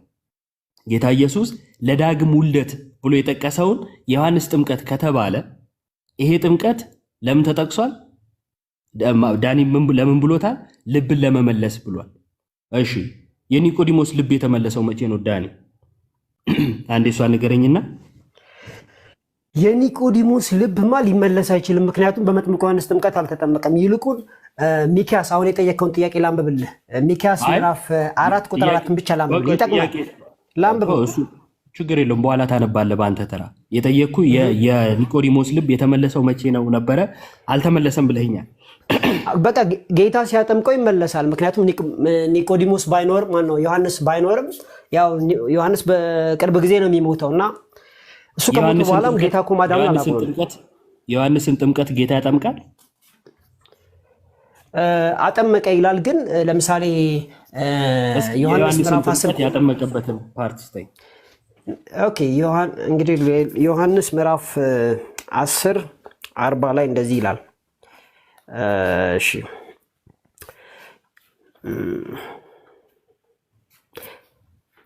እሺ ዮሐንስ ምዕራፍ 10 ቁጥር 40 ላይ ዮሐንስም በመጀመሪያ ያጠምቅበት ወደ ነበረው ስፍራ ወደ ዮርዳኖስ ማዶ ሄዶ በዚያ ኖረ። ብዙ ሰዎችም ወደ እርሱ መጥተው ዮሐንስ አንድ ምልክት እንኳን አላደረገም ነበር። ነገር ግን ዮሐንስ ስለዚህ ሰው የተናገረው እውነት ነበር አሉት። በዚያም ብዙ ሰዎች አመኑ ይላል። እዚህ ዮርዳኖስ ማለት ዮሐንስ የሚያጠምቅበት ቦታ ነው። እዛ በነበረበት ጊዜ ያጠምቅ ማለት እሱ ባያጠምቅም ደቀ መዛሙርቶቹ ያጠምቁ እንደነበረ ያሳያል። ሌላኛው ሁለተኛው ቦታ ኢየሱስ አጥምቋል ወይ? ኢየሱስ የዮሐንስን ጥምቀት አጥምቋል ወይ የሚል ጥያቄ ነው የጠየቀኝ እና ቦታዎቹን ያነበብኩልህ ነው። አሁን ያነበብክልኝ። ቆይ ዝም ብሎ ቦታ ላንብብ አይባልም። የምታነበው የተጠየቀውን ይገልጻል ወይ ነው እንጂ ዝም ብሎ ጥቅስ መጥቀስ አይደለም። አሁን የጠቀስኩልህ ቦታ ምን አይነት ቦታ መሰለህ? ዮሐንስ የሚያጠምቅበት የዮርዳኖስ ቦታ ላይ ጌታ ኢየሱስ ክርስቶስ መጥቶ ኖረ የሚለው ነው። እዛ ቦታ የጥምቀቱ ቦታ ነው። ዳኒ አማርኛ ይገባህ? ምን የጠየኩ ኢየሱስ የዮሐንስን ጥምቀት አጠመቀ ወይ ነው እንጂ የሚያጠምቅበት ቦታ ላይ ኢየሱስ ተገኘ ወይ አይደለም። ኢየሱስ የዮሐንስን ጥምቀት አጠመቀ ተብሎ አልተጻፈም። ቅድም ግን ምን አልክ? እሺ በጣም ጥሩ። ቅድም ግን ምን ብለህ ነበር? ኒቆዲሞስ ልቡ የሚከፈተው የዮሐንስን ጥምቀት ኢየሱስ ያጠምቀው ነው ብለህ ነበር። አላጠመቀም ብለህ አይደል ያልኩት ብራዘር? እንደዛ አይደለም፣ ስላልሰማህ ነው። እንደዛ አይደለም ያልኩት እኔ ያልኩት ምንድነው የግድ መጥምቁ ዮሐንስ ጥምቀት አያስፈልግም። ምክንያቱም ጌታ በመንፈሱ ካጠመቀ ልብህ ይመለሳል አይነት ቋንቋ ነው የተናገርኩ ነው እንጂ ኢየሱስ የመጥምቁ ዮሐንስን ጥምቀት አጠመቀ አይደለም። ራሱ በእሳት ሲያጠምቅ የዮሐንስንም ጨምሮ መስራት ይችላል ነው ያልኩት እንጂ ዮሐንስን አጠመቀ አላልኩም እኔ። በለው ሌላ ስህተት። እሺ ወደሱ እንመጣለን። አሁን የተጠቀሰው ነው። ቆይ በቃ አይደለም። ምክንያቱም ራሱ መጥምቁ አንዴ ላውራ ብቻ እኔ ብቻ ላውራማ አትበል። እኔ ብቻ ላውራ እያልክ ነው ያለው። ስለማውራት አንተ አሁን እኔ ልትወቅሰኝ ነው? ምን ያህል እድል ሰጥቼ ያወራ? በዚህ ጥያቄ ላይ ላውራ። በዚህ ጥያቄ ላይ መልስ ማውራት አለብኝ። አወራህ? ስንቴ ነው የምታወራው? ይኸውልህ እንደዛ ማለት አይደለም ብለህ አብራራህ አይደለ? እንደዛ ማለት አይደለም ብለህ አብራራህልኝ። በቃ ምንድነው አሁን ደግሞ የምታወራው? እንተሳሰብ ነው። ሚስዩዝ አድርገዋል። አሁን የተናገርኩት አላረኩም ካረኩ በተራ ታወራለህ። በቃ አላረኩም ካረኩ በተራ ታወራለህ። ዮሐንስ ወንጌል ምዕራፍ 4 ቁጥር 3 ላይ እንዲህ ይላል፣ ይሁዳን ትቶ ወደ ገሊላ ደግሞ ሄደ። ዳሩ ግን ደቀ መዛሙርቱ እንጂ ኢየሱስ ራሱ አላጠመቀም። እሺ የዮሐንስን ጥምቀት ማነው? የዮሐንስ ወንጌል ምዕራፍ 3 ቁጥር 5ን የዮሐንስ ጥምቀት ነው ውሃ የሚለው የዮሐንስ ጥምቀት ነው ካልክ በኋላ ምን ብለህ ነበረ? የኒቆዲሞስ ልብ የሚከፈተው ኢየሱስ ሲያጠምቀው ነው የሚለውን አይ እንደዛ ማለት ሳይሆን በመንፈስ ሲያጠምቀው የዮሐንስንም አብሮ ይሰራል አልክ። ዮሐንስ በሌለበት ዮሐንስ ጥምቀት የሚያጠምቅ ሰው ነበረ? ወይንም ደግሞ ዮሐንስ በሌለበት የዮሐንስ ጥምቀት ተብሎ ሰዎች ሲጠመቁ አይተሃል መጽሐፍ ቅዱስ ላይ? ብራዘር አሁን ይሄ ነገር መብራራት አለበት። ላይክ እኔ ብቻ ላውራ እያልክ አንደኛ እኔ ያላልኩትን እንትን ብቻ ላውራ አላልኩም ዳኒ። ለምንድን ነው ስለዚህ እንደዚህ አይነት ውሸት መብራራት ያለበትን ነገር እንዲብራራ መፍቀድ አለ። ባለዚያ እንዲህ ብለሃል እያልክ የሶር ነው እየጠየቅ ነው ያለው። ትክክል ያልከውን አጠየቅኩ። ጤናማ አይደለም ያልከውን አይደለም የጠየቅኩ። ስማኝ፣ ጤናማ እንዲሆን ከፈለክ የጠየካቸውን ነገሮች እኔ ከ30 ሴኮንድ ሳይበልጥ ያስረዳው ነው ማለፍ ያለብኝ። አለዛ ግን እንዲህ ብለሃል እያልክ ያላልኩትን አፌ ውስጥ እየጨመርክ ነው። እሺ ያላልከውን አፍ ውስጥ የጨመርኩትን ንገረኝ። ለምሳሌ ኢየሱስ ክርስቶስ ባጠመቀው ጥምቀት ብዬ በመናገርበት ጊዜ የመንፈስ ቅዱስን ጥምቀት ነው እንጂ እያወራሁ ያለሁት የዮሐንስን ጥምቀት አይደለም። አንተ ግን ወሰድክና የመንፈስ ቅዱስን ጥምቀት ያጠምቃል ያልኩትን ካፌ ወስደህ የመጥምቁ ዮሐንስን ጥምቀት አጠመቀ ብለህ ተናገርክ። እንደዛ አይደለም ያልኩት። አየህ ሌላም ደግሞ ተጨማሪ ለአብራራ ስልህ አታብራራ። አንተ የምታወራው ስላልገባህ ልክ እኔ ሐሳቡን ስነግር ያወራኸውን የምታወራው ስላልገባህ ማለት ነው የኔ ሐሳብ አይደለም ብለህ እየሸመጠጥክ ነው። የምታወራው ግን አንተ ነህ። የምታወራው ግን አንተን እየገባህ አይደለም። እኔ እሱን ይዤ ይሄው እንዲያልክ ስል መልሶ ግራ ይገባል። ስለዚህ የምታረገው ነገር ምንድነው? እንደዚህ አይነት ነገር እንዳይፈጠር የምታወራውን አስተውለህ አውራው። ደግመህ ስትጠየቅ እንድትመልሰው። ቆይ አልጨረስኩም። ምንድነው ያልከው? ምን ብዬ ጠይቄ ነበር መጀመሪያ? ኒቆዲሞስ ልቡ የሚከፈተው መቼ ነው ብዬ ጠየቅኩ። ምክንያቱስ የዮሐንስ ጥምቀት ውሃ የሚለው ዮሐንስ ጥምቀት ሆኖ እርሱ ልብን የሚከፍት ነው ብለህ ስለተናገርክ ይሄንን ይመልሳል የተባለው መጥምቁ ዮሐንስ ነው የአባቶችን ወደ ልጆች የሚመልሰው። አዎ፣ ምክንያቱም መንገድ አዘጋጅ ስለሆነ ማለት ነው። መንፈስ ቅዱስ ሳይወርድ ይሄ ተደርጓል። ኦፍ ኮርስ መንገድ መጥረግ ነው እያወራ ያለው እንጂ ስለ በዓለ ሃምሳ እያወራ አይደለም። እዚህ ጋር ብራዘር ማስረጃ ስጠኝ። ምን አይነት ማስረጃ ልስጥ? ይሄ በጣም ግልጽ እኮ ነው። ኤልያስ መንፈስ ኦኬ፣ እሺ፣ አንድ ጀስት ዋንስ ከታላቅ ይቅርታ ጋር ቆይ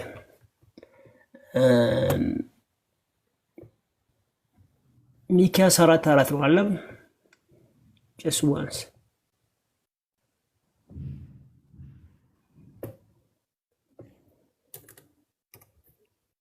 ምን ልክፈትልህ? ሚክያስን አንዴ ጋር የሆነ ነገር ቼክ ያደረኩ ነው። ሶሪ ከታላቅ ይቅርታ ጋር 30 ሰከንድ።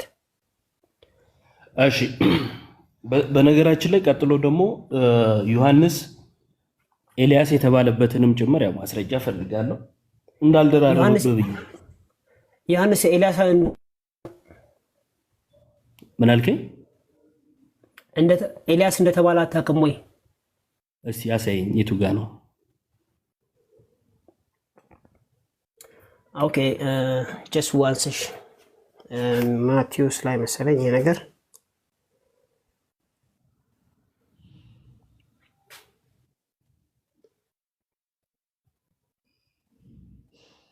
ሰዎች አላችሁ? እንዴት ናችሁ? ሌሎቻችሁ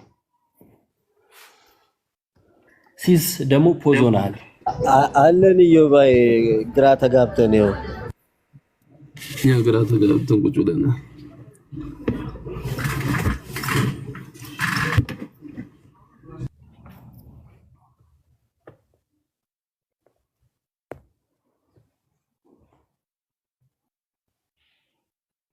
ኦኬ ዳኒ እስኪፈልግ ድረስ አሁን ኢየሱስ ማነው ዮሐንስ ኤልያስ ተብሏል የሚል ማስረጃ ነው ሊሰጠን ያለው። እኛም በተስፋ እሱን እየጠበቅን ነው። ከዛን ደግሞ ይህንን ጥቅስ ለምንድን ነው የተጠቀመው? ጌታ ኢየሱስ የውሃ ብሎ ወደ ዮሐንስ ጥምቀት ሰዎችን ኒቆዲሞስን ለምሳሌ መላኩን ያ ደግሞ ልቡን እንዲመልስለት። ከዛን ግን የሚያሳዝነው ነገር ኒቆዲሞስ የዮሐንስን ጥምቀት አይደለም የተጠመቀው። ሌላ ማስረጃ ያልተገኘለት አንድ ሐሳብ መጣ። ምንድነው እሱ? በመንፈስ ያጠምቀው የዮሐንስንም ጥምቀት ጠቅሎ ያጠምቀዋል የሚል ማለት ነው። ስለዚህ የዮሐንስን ጥምቀት ነግሮት ግን የዮሐንስን ጥምቀት አይደለም ያጠምቀው፣ እሱን የሚያካትት ሌላ ጥምቀት ነው። ዳኒሽ አለ? እሺ ኦኬ ሉቃስ 1 እስቲ ከ15 ጀምረን እናንብብ። ስለ ዮሐንስ ከ14 ጀምሬ ገብርኤል መጥቶ ለእንትና የተናገረ ደስታና ተድላም ይሆንልሃል፣ በመወለዱም ብዙዎች ደስ በጌታ ፊት ታላቅ ይሆናልና የወይን ጠጅና የሚያሰክር መጠጥ አይጠጣም። ገናም በእናቱ ማህፀን ሳለ መንፈስ ቅዱስ ይሞላበታል። ከእስራኤል ልጆች ጋር ብዙዎችን ወደ ጌታና ወደ አምላካቸው ይመልሳል። እርሱም የተዘጋጁትን ሕዝብ ለጌታ እንዲያሰናዳ የአባቶችን ወደ ልጆች የማይታዘዙትንም ወደ ጻድቃን ጥበብ ይመልስ ዘንድ በኤልያስ መንፈስና ኃይል በፊቱ ይሄዳል ተብሎ ስለ መጥምቁ ዮሐንስ የተጻፈውን ያነበብኩልህ 1:14 ጀምሮ እስከ 17 ድረስ ብራዘር። ኤልያስ ነው ይላል ነው በኤልያስ መንፈስ። እኔስ ምን አልኩኝ? ኤልያስ ነው አልኩኝ እንዴ? በኤልያስ መንፈስ ነው ያልኩት። ምን ደምስከው? ዮሐንስ ሳቅ ነው የምስቀው። ሳቅ ምንድነው አይባልም እኮ የምትስቅበት ምክንያት ነው። አብረን እንሳቅ ብራዘር።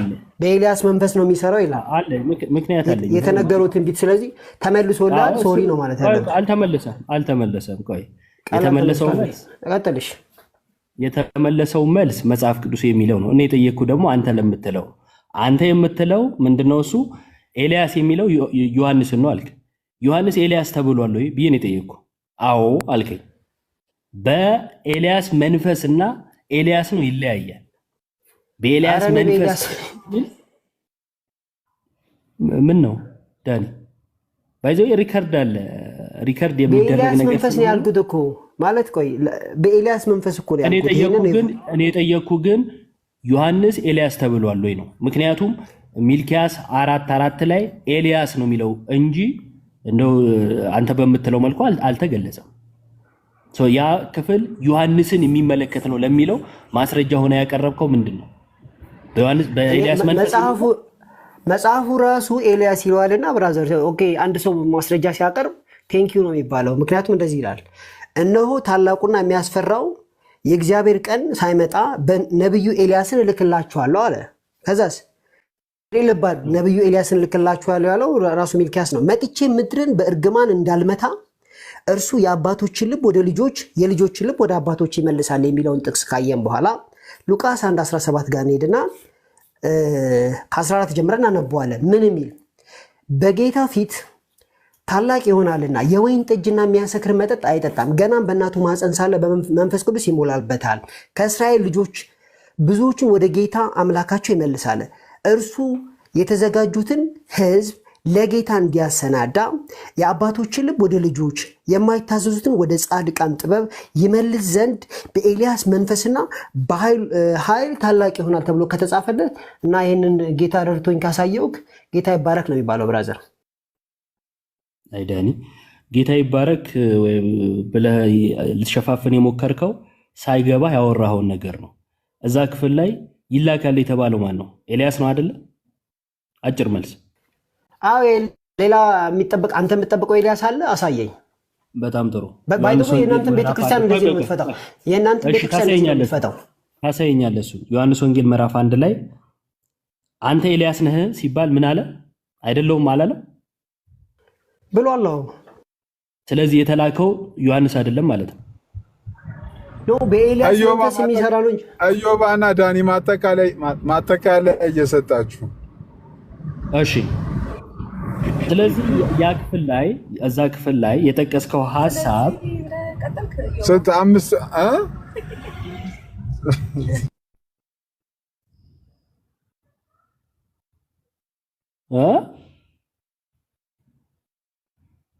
ከማን ጋር ነው የተደበቀ ሰው አለ እንዴ?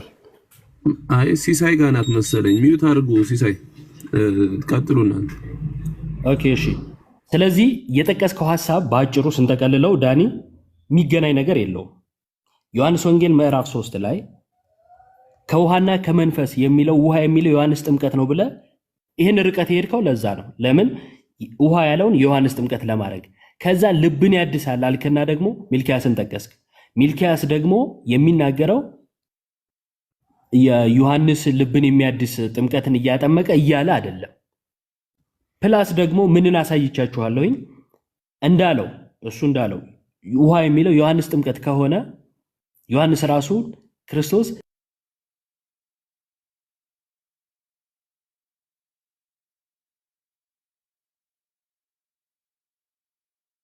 ኢየሱስ የዮሐንስንም ጥምቀት የሚያጠቃልለውን የመንፈስ ጥምቀት ስለሚያጠምቀው አለ ዳኒ፣ ስለሚያጠምቀው። ስለዚህ ውሃ ብሎ ዮሐንስን ጥምቀት አሳይቶ ነሳው አሳይቶ ነሳው፣ ሌላ ነገር ነው ያጠመቀው ማለት ነው በዳኒ አገላለጽ። አንድ ሁለተኛ ዳግም ለመወለድ ነው የተጠቀሰው። ይሄ የቱ ከውሃና ከመንፈስ የሚለው ማለት ነው።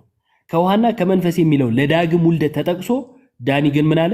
አይ ውሃ የሚለው ዮሐንስ ጥምቀት ስለሆነ ዳግም አይወልድም አለ። ኢየሱስስ ዳግም የመወለጃ ብሎ ጠቀሰው ማለት ነው። ዳኒ በአንድ በኩል የጌታ ኢየሱስ ክርስቶስ ቃል ደግሞ በሌላ በኩል እየሄዱ ነው ማለት ነው። ስለዚህ ክርስቶስን ወይም ክርስቶስ የተናገረውን ነገር ሐሰት ከማድረግ ውጪ ትርጉም ያለው ንግግር አይሆንም ማለት ነው። ትርጉም ያለው ንግግር አይሆንም። ሲቀጥል እዚህ ክፍል ላይ ጌታ ኢየሱስ ክርስቶስ መንፈስ ብሏል። ከውሃና ከመንፈስ መንፈስ ያለውን ዳኒ አይተረጉመው ወይም ሲተረጉም አልሰማንም። የተተረጎመው ምንድነው? ውሃ የሚለው ነው። አንድ አረፍተ ነገር ላይ ካለው ውስጥ ገንጥሎ አንዱን ነው የጠቀሰው ለራሱ ማለት ነው። ምን እያልኳችሁ ነው? መጽሐፉ ውሃ ማለት ከሌለበት ውሃ አይልም። ጌታም ሲያስተምር ቃል ማለት ከፈለገ ለምሳሌ ቃሉ ነው ማለት ይችላል ብሎ ስላሳየን ማለት ነው። የዮሐንስ ጥምቀት ካስፈለገ ሐዋርያቱም መጽሐፍም በስፋት ዮሐንስ ጥምቀትን ጠቅሰውታል። እሺ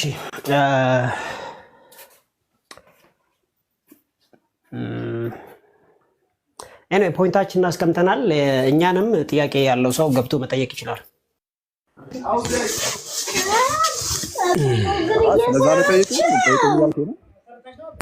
የሚፈልግ ሰው ካለ ጥያቄ ያለው ሰው ካለ ስለዚህ ዳኒና ጥያቄ ቢጠያየቁና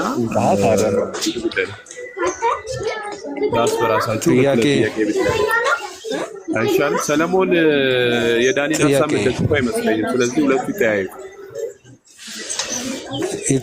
ኤኒዌይስ ዳኒ ያው ከእምነት ነው እምነትንና ቃልን ነው በተለይ ፎከስ ያደረገው።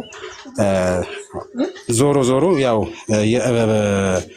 ምንድነው የአባቶችን ልብ ወደ ልጆች የልጆችን ልብ ብሎ የሚናገረው ከእግዚአብሔር ቃል ጋር ከእምነት ጋር የሚገናኝ ነገር ነውና ነገሮችን ለማብራራት የሄደበት ሐሳብ ሰፊ ነው። ግን ዞሮ ዞሮ መጨረሻ ላይ ከእምነት ጋር በተለይ ወደ 10ኛው ቁጥሮች ላይ ሄዶ ያብራራቸው ሰው በእምነት ዳግመኛ ሊወለድ እንደሚችል ከእምነት ጋር እንደሚያያዝ ማጠቃለያ ሰጥቶበታልና እኔም ኒቆዲሞስ የሕግ መምህር እንደመሆኑ እና ጌታ ኢየሱስ ክርስቶስ ደግሞ መንፈሳዊ መምህር እንደመሆኑ ልጠይቅ የፈለኩትን ጥያቄ አኪም አለ። እስቲ ሁለተኛ ቆሮንቶስ ምዕራፍ 3 ቁጥር 6 ላይ እርሱም ደግሞ በመንፈስ እንጂ በፊደል ለማይሆን ለአዲስ ኪዳን አገልጋዮች እንሆን ዘንድ አበቃን። ፊደል ይገላልና መንፈስ ግን ሕይወትን ይሰጣል። አንድ ይሄ ነው። ሁለተኛው ደግሞ ዮሐንስ 7:38 ላይ በእኔ የሚያምን መጽሐፍ እንዳለ የሕይወት ውሃ ወንዝ ከሆዱ ይፈልቃል አለ። በእኔ የሚያምን መጽሐፍ እንዳለ የሕይወት ውሃ ወንዝ ከሆዱ ይፈልቃል። አንድ ሰው ወደ ክርስቶስ ሲመጣ ከእምነት ጋር ተያይዞ ይሄ ውሃ የሚለው ነገር ተጠቅሷል። እንደገና ደግሞ ቆሮንቶስ ላይ እነዚህን ሁለት ነገሮች ፊደል ይገላልና መንፈስ ግን ሕይወትን ይሰጣል ምን ማለት ነው? እስቲ እነዚህን ሁለት ነገሮችን ካብራራልኝ ወደሚቀጥለው ነገር እገባለሁ። ሰው ከውሃና ከመንፈስ ካልተወለደ በቀር ሲል ውሃ የሚለው ምን ሶል ሚውት እያረክሽ አንተ ጋር ድምጽ አለ። ውሃ የሚለው ሰው ከውሃና ከመንፈስ ካልተወለደ በቀር ሲል ውሃ የሚለው ወደሱ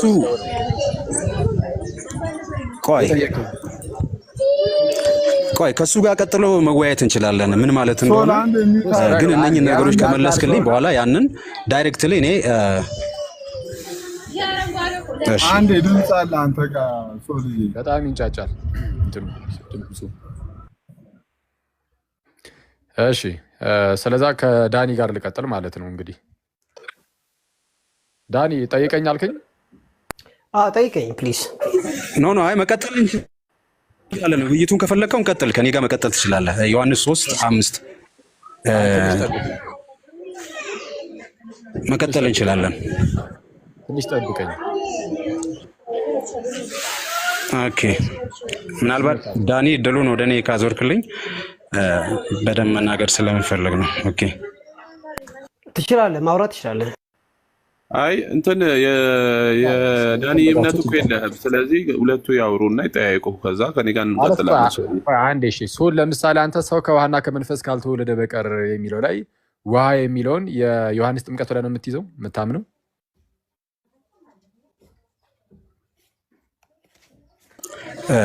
አሁን እኔ ዳይሬክትሊ ውሃ የሚለውን ነገር ከመንፈስ ቅዱስ ጋር አያይዤ ነው የማየው። ቅድም የጠየኩም ለዛ ነው ከዮሐንስ አንጻር ጥምቀት የሚል ነገር እምነት እዚህ ላይ ያለው እምነት ማለት ነው። እኔ አሁን ከዳኒ ጋር የምስማማበት ሀሳብ ዳኒ ወደ ጥምቀቱን ቢያነሳም ይጠመቅ የሚል አይነት ነገር አይመስለኝም። እሱ እንትን ያደረገ ግን እምነት የሚለው ነገር ከእምነት ጋር አያይዞ ነው መጨረሻ ላይ ተከታትየው ነበረ። ዮሐንስ እዛው 3:10 ላይ ማመንን በእምነት ስለሚገኝ ዳግም ልደት ነው መጨረሻ ላይ በኮንክሉዥን ኮንክሉድ አድርጎ ያስቀመጠው ማለት ነው። እና በዛ ደረጃ ስለሆነ የተከታተልኩት ያ ችግር የለውም። ግን ውሃው ላይ ነው አሁን ውይይቱ ውሃው ላይ ስለሚሆን ውሃው ላይ ነው። አንተ አይ የእግዚአብሔር መንፈስ ነው ያ ውሃ የተባለው እያልክ ነው። ዳኒ ደግሞ የመጥምቁ ዮሐንስ ጥምቀት ነው እያለ ስለሆነ ሁለታችሁንም 5 ደቂቃ ተሰጥቶኝ 5 ደቂቃ ብቻ ላወራችሁ፣ ምክንያቱም ልወጣ ስለሆነ ሰው እየጠበቀኝ ነው።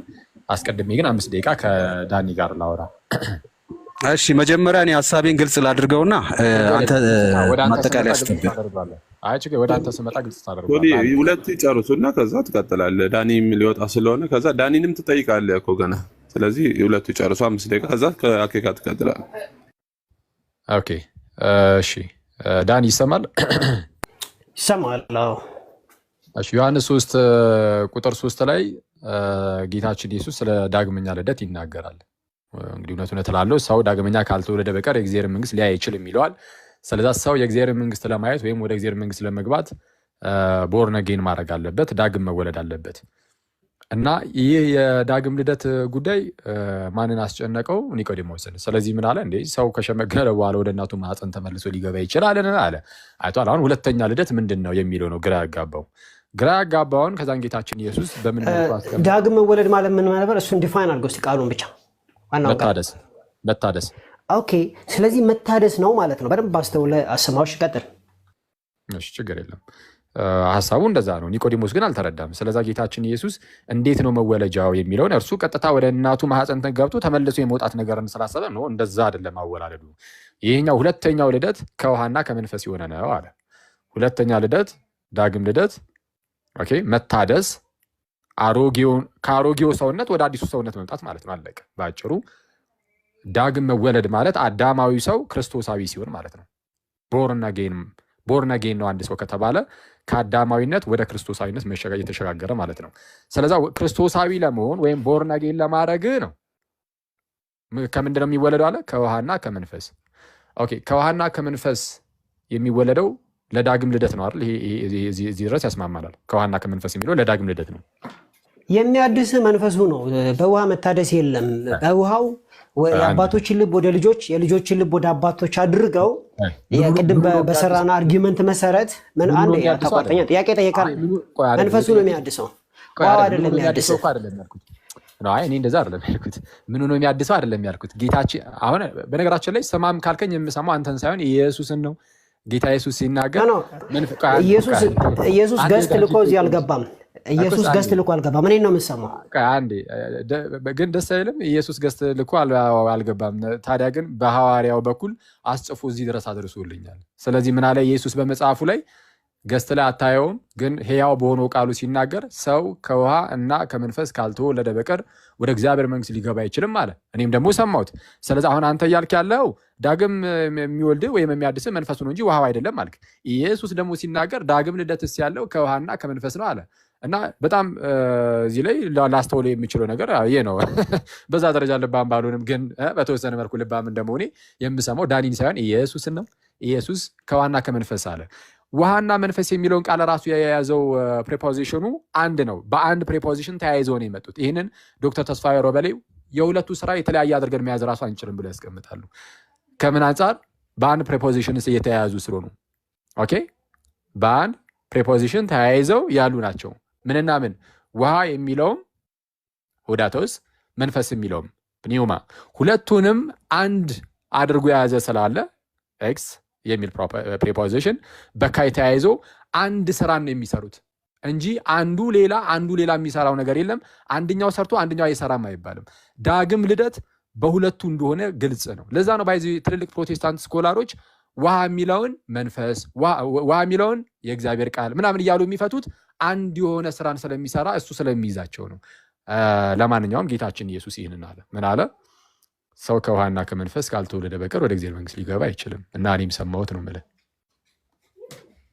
ኦኬ እዚህ ጋር እንደምናየው በእናንተ አመለካከት ዮሐንስ ምዕራፍ 3 ቁጥር 5 ላይ ውሃ የተባለው የማቴዎስ 28:19 ጥምቀት ነው አይደል ብራዘር? ኦኬ ልጠይቀኝ ከሆነ እኔን ጠይቀኛለህ። መጀመሪያ ልጠይቅህ እዛው እንግዲህ ዮሐንስ ጥምቀት ነው ስላልክ ኦልሬዲ አወራህ እኮ ከዛ ልጠይቅህና ትመልሳለህ ደግሞ ችግር የለውም። እኔ እኮ ጠይቁኝ ብዬ እኮ መጥቼ ነበረ። አሁን ቅድም ዝም አልከኝ ጠይቁኝ ብያለሁ እና ትጠይቀኛለህ። አሁን ባነሳው ትክክለኛ ባልሆነ አገላለጥ ላይ ማስተካከል የለብህም። ትጠይቀኛለህ እንዴ? እኔ በጣም በደስታ ነው የምጠይቀው። እኔ ሲጀመር ስገባ ራሱ ልጠይቅ ብዬ አልገባሁም። ጠይቁኝ እዚህ ጉዳይ ላይ ብዬ ነው የመጣሁት እኮ እና አለኝ እንጂ አሁን እኮ የምጠይቅ ጥያቄ በጣም ሳውንድ የሆነ ጥያቄ የሚያስነሳ ጠይቀኝንማ በደስታ ነው የምቀበልህ አልኩ እኮ። በቃ መልስ እንደሌለህ ካየን አልኩ። ገና ሌሎች ብዙ ጥያቄዎችም እኮ ነበሩኝ ከዚህ ተያይዞ የሚመጡ እኮ ገና እኮ ጥያቄዎች እኮ አሉብህ። እነሱ ገና ሳታይ ገና ካሁን ከወደክ ነው ወደ እኔ እንዙረው ቴብሉን እናዙረውና አንተ ወይኔን ጠይቀኝ ከፈለግ። አይ ጠይቀኝ። ባለፈው ይሄን ጥያቄ ጠይቄ ምን አልክ መሰለህ? ይሄን ጥያቄ ጠይቄ ምን አልክ መሰለህ? ረዘምብኝ በቃ አልፈልግም ብለህ ነው የገባው። አሁንም እንደዛ ነው ያደረክ ያለው። አረ መቼ ነው እንደዚህ ያልኩት? ደግሞ እዚሁ ቤት ሲሳይ ቤት አይ በቃ ምናምን ነገር ብለህ እኔ አሁን ይሄንን አላስታውስም፣ ግን ምንም ሆነ ምን በእውነት እውነት ነው ጥምቀት ላይ ጥያቄ ያለኝ ብለህ ተብዬ እኔ ሳልመልስ አልወጣም። በቃ አለቀ። እኔ እናንተ ተነጋግረን አትጠይቀኝ ብለህ የኔን ጥያቄ አቋርጠህ የራስህን ብቻ ልክ እንዳሁን አውርተን የጨረስነው። አረ በቅዱስ ሚካኤል ይኸው ትጠይቀኛለህ። እሺ እኔ አለኝ በቃ ቶሎ ልጨርስ። አሁን ትንሽ ደቂቃ ብቻ እናድርገው። ልወጣ ስለሆነ ሰው እየጠራኝ ስለሆነ ቶሎ እናወራና አንተም ደግሞ በደንብ ጠይቀኸኝ ሁሉን ነገር መልሼ እወጣለሁ። እሺ አሁን ልመልስ። እሺ ወደ ጥያቄ ልመለስ። ጌታችን ከውሃና ከመንፈስ ካልተወለደ በቀር ብሎ ሲናገር ዳግም ልደትን ለመንፈስ ብቻ አይደለም፣ ሁለቱን ቃላቶች እንዳትረሳ በአንድ ፕሬፖዚሽን አያይዞ ነው ያመጣው። ስለዛ ሁዳቶሱም ፕኒዮማውም አንድ ላይ ሁለቱ ተሳስረው ነው ያሉት። መነጣጠል ራሱ አይቻልም። እስከዛ እያወጣሁልህ ነው በዚህ የዶክተር ተስፋዬ ረበሊንም። ስለዛ ምንድነው ዳግም ልደት ለእርሱ ነው እያለ ነው ጌታችን ኢየሱስ። አንተ ደግሞ ነጠላ አይደለም እያልክ ነው። አንተን እንመን ወይስ ኢየሱስን እንመን? ኢየሱስ እኔ እንደተናገርኩት ማለቱ ስለሆነ ሳስረዳ ግልጽ ይሆናል። ብራዘር ቅድምም አስረድቻለሁ አክቹዋሊ።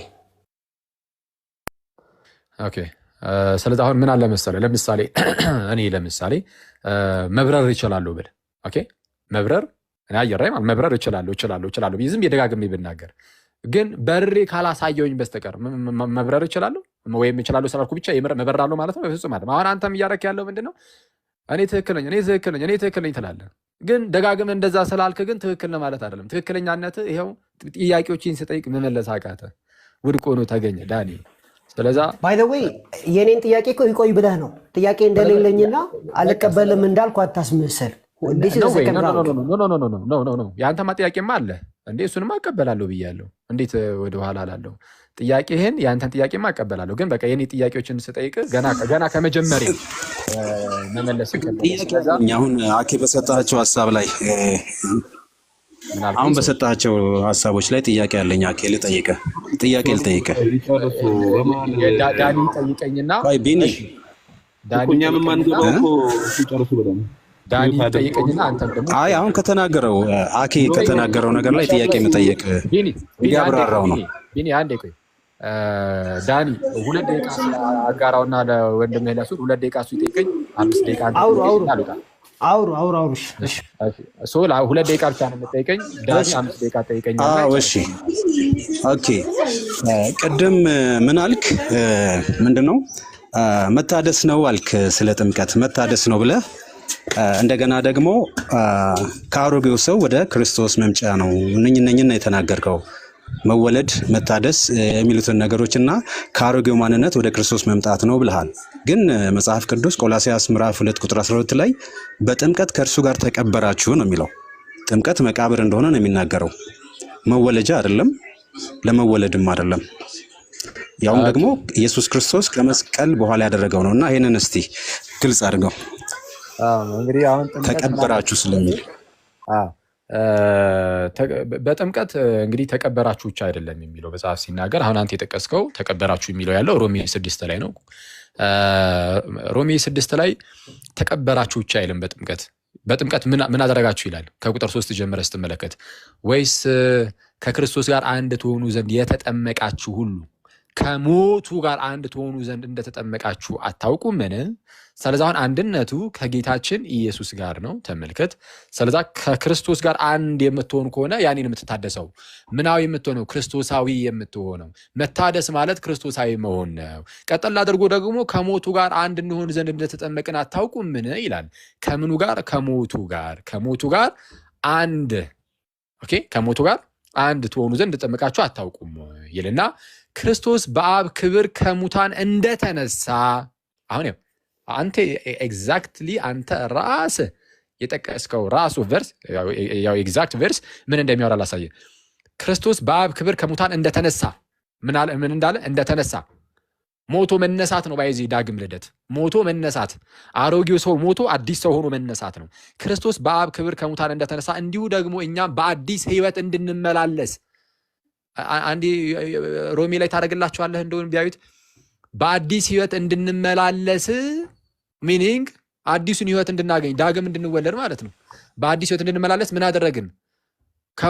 ምንድነው? በጥምቀት ከሞቱ ጋር አንድ ሆነን ከእርሱ ጋርም ደግሞ ተቀበርን ይላል። ምን ለማድረግ ነው የተቀበረው? በጥምቀት በአዲስ ሕይወት ለመመላለስ። እሱን አብሮ አያይዞ አንስቶታል። ትንሣኤ ዳግም መወለድ ነው። ትንሣኤ ዳግም መወለድ ነው እያልከኝ ነው? በትንሣኤ መነሳት ዳግም መወለድ ነው እያልከኝ ነው? ትንሣኤ ይሄ የስጋ ትንሣኤን አይደለም እያለ ያለው በአዲስ ሕይወት መመላለስ ነው። በአዲስ ሕይወት እንድንመላለስ የክርስቶስ ኢየሱስን ከሞት መነሳትን ከምን ጋር አያይዞት እኛ ራሳችን ደግሞ በአዲስ ሕይወት ከመመላለሳችን ጋር አያይዟል። በምን መልኩ አስቀምጠው?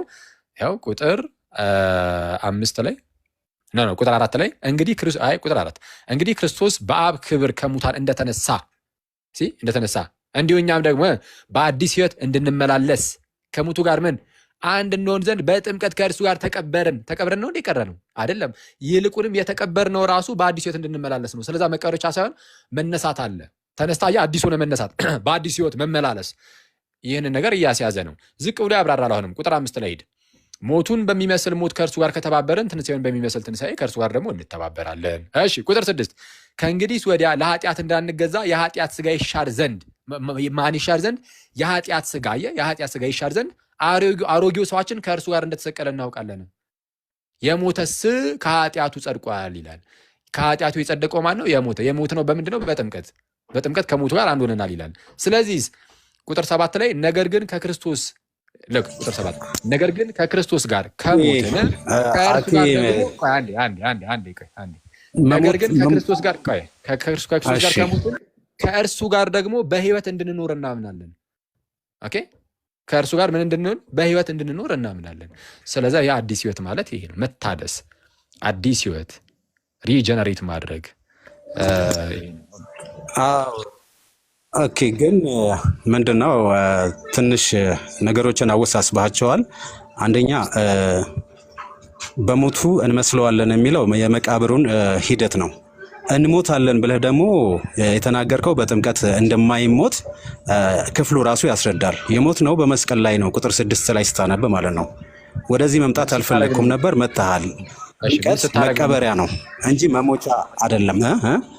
ምን ስታደርግ ነው የምትሞተው? ከሞቱ ጋር ነው የምንተባበረው በጥምቀት።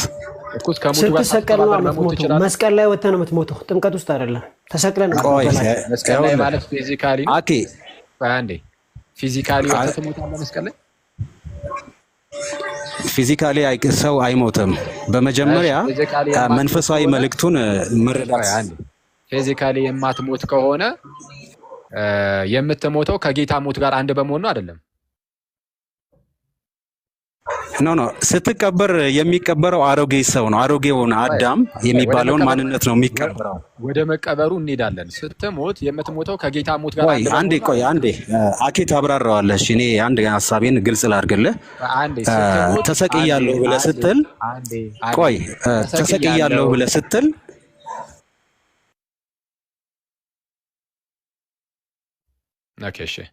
ከዘጋው ልቀጥል።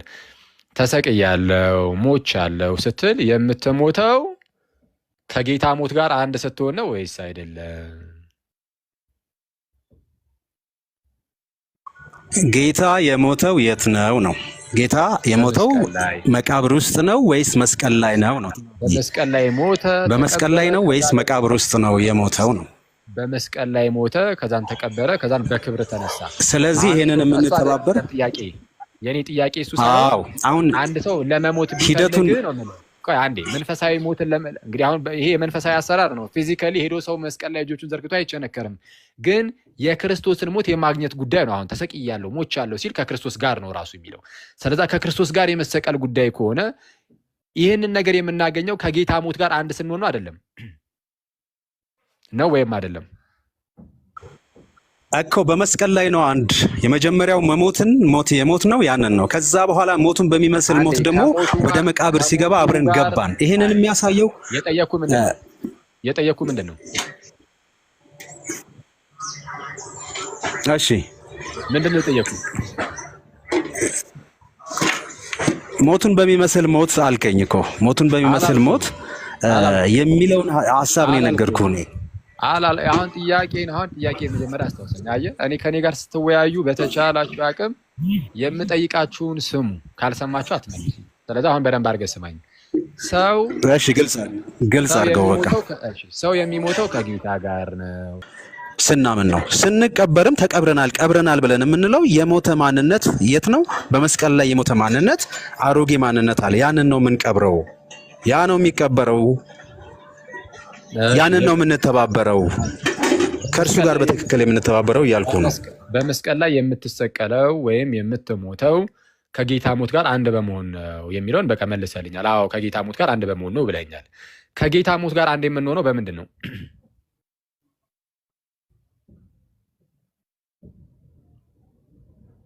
ቀላል ጥያቄ ነው አይደል ጋይስ? ከጌታ ሞት ጋር አንድ የምንሆነው በምንድን ነው? በጥምቀት አንድ እንሆናለን። የሞት ጌታ ኢየሱስ ክርስቶስ የሞተው የት ነው? በመስቀል ላይ ነው። ችግር የለም። አሁን ጌታ ኢየሱስ የት ነው የሞተው? አይደለም። በጣም ጥሩ። አሁን ቆይ አንዴ በደንብ አድርጋችሁ ስሙኝ። እሱ መጀመሪያ ማስመር አለብህ። ችግር የለም። አዎ ክርስቶስ ኢየሱስ የሞተው የተሰቀለው በመስቀል ላይ ነው። ስለዚህ ከዚህ ይህንን የክርስቶስን ስቅለት እሱን ነው የምንተባበረው። አንዴ እሱን ማለት እሱን የማግኘት ጉዳይ ነው አይደል?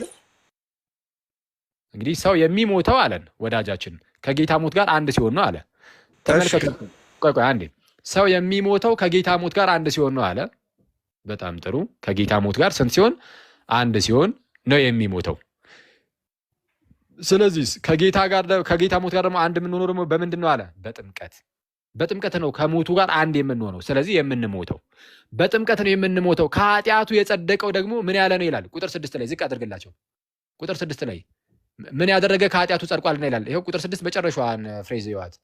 የሞተስ ከኃጢአቱ ጸድቋልና። ከኃጢአቱ የጸደቀው ማን ነው? የሞተ ነው። ከማን ጋር? ከጌታ ጋር። ስለዚህ ከጌታ ሞት ጋር አንድ ሆነ። ይህንን በምን? በጥምቀት አለ። ከኃጢአቱ የሚጸድቀው በጥምቀት ነው። አለቀ። በጥምቀት ምን ሲያደርግ? ሲሞት፣ ከጌታ ሞት ጋር አንድ ሲሆን ያኔ ከኃጢአቱ ይጸድቃል። አለቀ። እሺ አሁን ወደ ዳኒ ደግሞ እንለፍና ሰዓት ስለማይበቃኝ ዳኒ ለትንሽ ደቂቃ ደግሞ ኖ አቂ አላብራራኸውም እኮ አላብራራኸውም። በቃ አንተ አሁን ካልተብራራ ጌታ አይወለ ፕሮሲጀሩን አልጠበክልኝማ። ችግር በቃ ሌላ ጊዜ ኖ ፕሮሲጀሩን አልጠበክልኝም ወዳጄ። እኔ እንግዲህ የዚህን አልካስረዳው ኦኬ መሄድ ትችላለህ። ማብራር ከሱ ጋር እንትን ማድረግ ትችላለህ። ግን ምንድነው ፕሮሲጀሩን አልጠበክልኝም እያልኩ ነው። እሺ የትኛውን ፕሮሲጀሩን አልጠበክልኝም? የትኛውን? በጣም ጥሩ። አሁን ከጌታ ጋር ነው የምንተባበረው ካልን፣ እሺ ጌታ ኢየሱስ ክርስቶስ በመስቀል ላይ ሞተ። ይሄን አንደኛ ትይዝልኛለህ። በመስቀል ላይ ሞተ። ከዛ 3 ቀን 3 ሌሊት ወደ መቃብር ሄደ። 3 ቀን 3 ሌሊት። ስለዚህም እዛው ሮሜ 6 ቁጥር 6 ላይ አሮጌ ሰዋችን ተሰቀለ ይላል። ያም በእምነት የተቀበልነው ነገር ነው። ጥምቀትም ጋር ስንመጣ በእምነት የምንቀበለው ነው። መቃብር ነው፣ መወለጃ አይደለም ብዬ በትክክል እየተናገርኩ ያለሁትም እኛ እንደ ሞትን ያወቅነው እዛ ነው። ሞቱን በሚመስል ሞት የተባበርነው፣ በመቃብር ውስጥ ያለውን የተባበርነው እሱ በመስቀል ላይ አይደለም። በመስቀል ላይ ነው የሞተው፣ በመቃብር ውስጥ አይደለም። ስለዚህ የተባበርነው አብረን የተቀበርነው በመቃብር ውስጥ ያለውን የለበስነው፣ በመቃብር ውስጥ ያለውን የመሰልንበትን ነው እየተናገረ ያለው ሐዋርያው ጳውሎስ እንጂ የሞትንበት ነፍስ ከስጋ እንደምትለይ ልክ ከዚህ ከአዳማዊ ማንነት የተለየንበት በመስቀል ላይ ነው። ይህንን ነው እየተናገረ ያለው። በመስቀል ላይ ነው። ይህን ነው እያብራራልን ያለው። አሮጌው ሰውነት የተሰቀለው በመስቀል ላይ ነው። ቁጥር 6 እንደዛ ነው የሚለው። አሮጌ ሰዋችን ቁጥር 6 ላይ ምንድነው ቁጥር 6 የሚለው?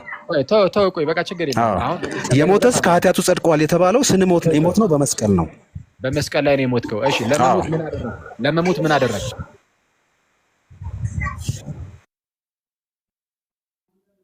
ለመሞት ምን አደረግ? አመንኩ። ሶሪ ሚውት አድርጌ ነው። አመንኩ። እስቲ ጥቅስ ጥቅስ እዚህ ጋር ስቀበርም አምኜ ነው። ጥቅስ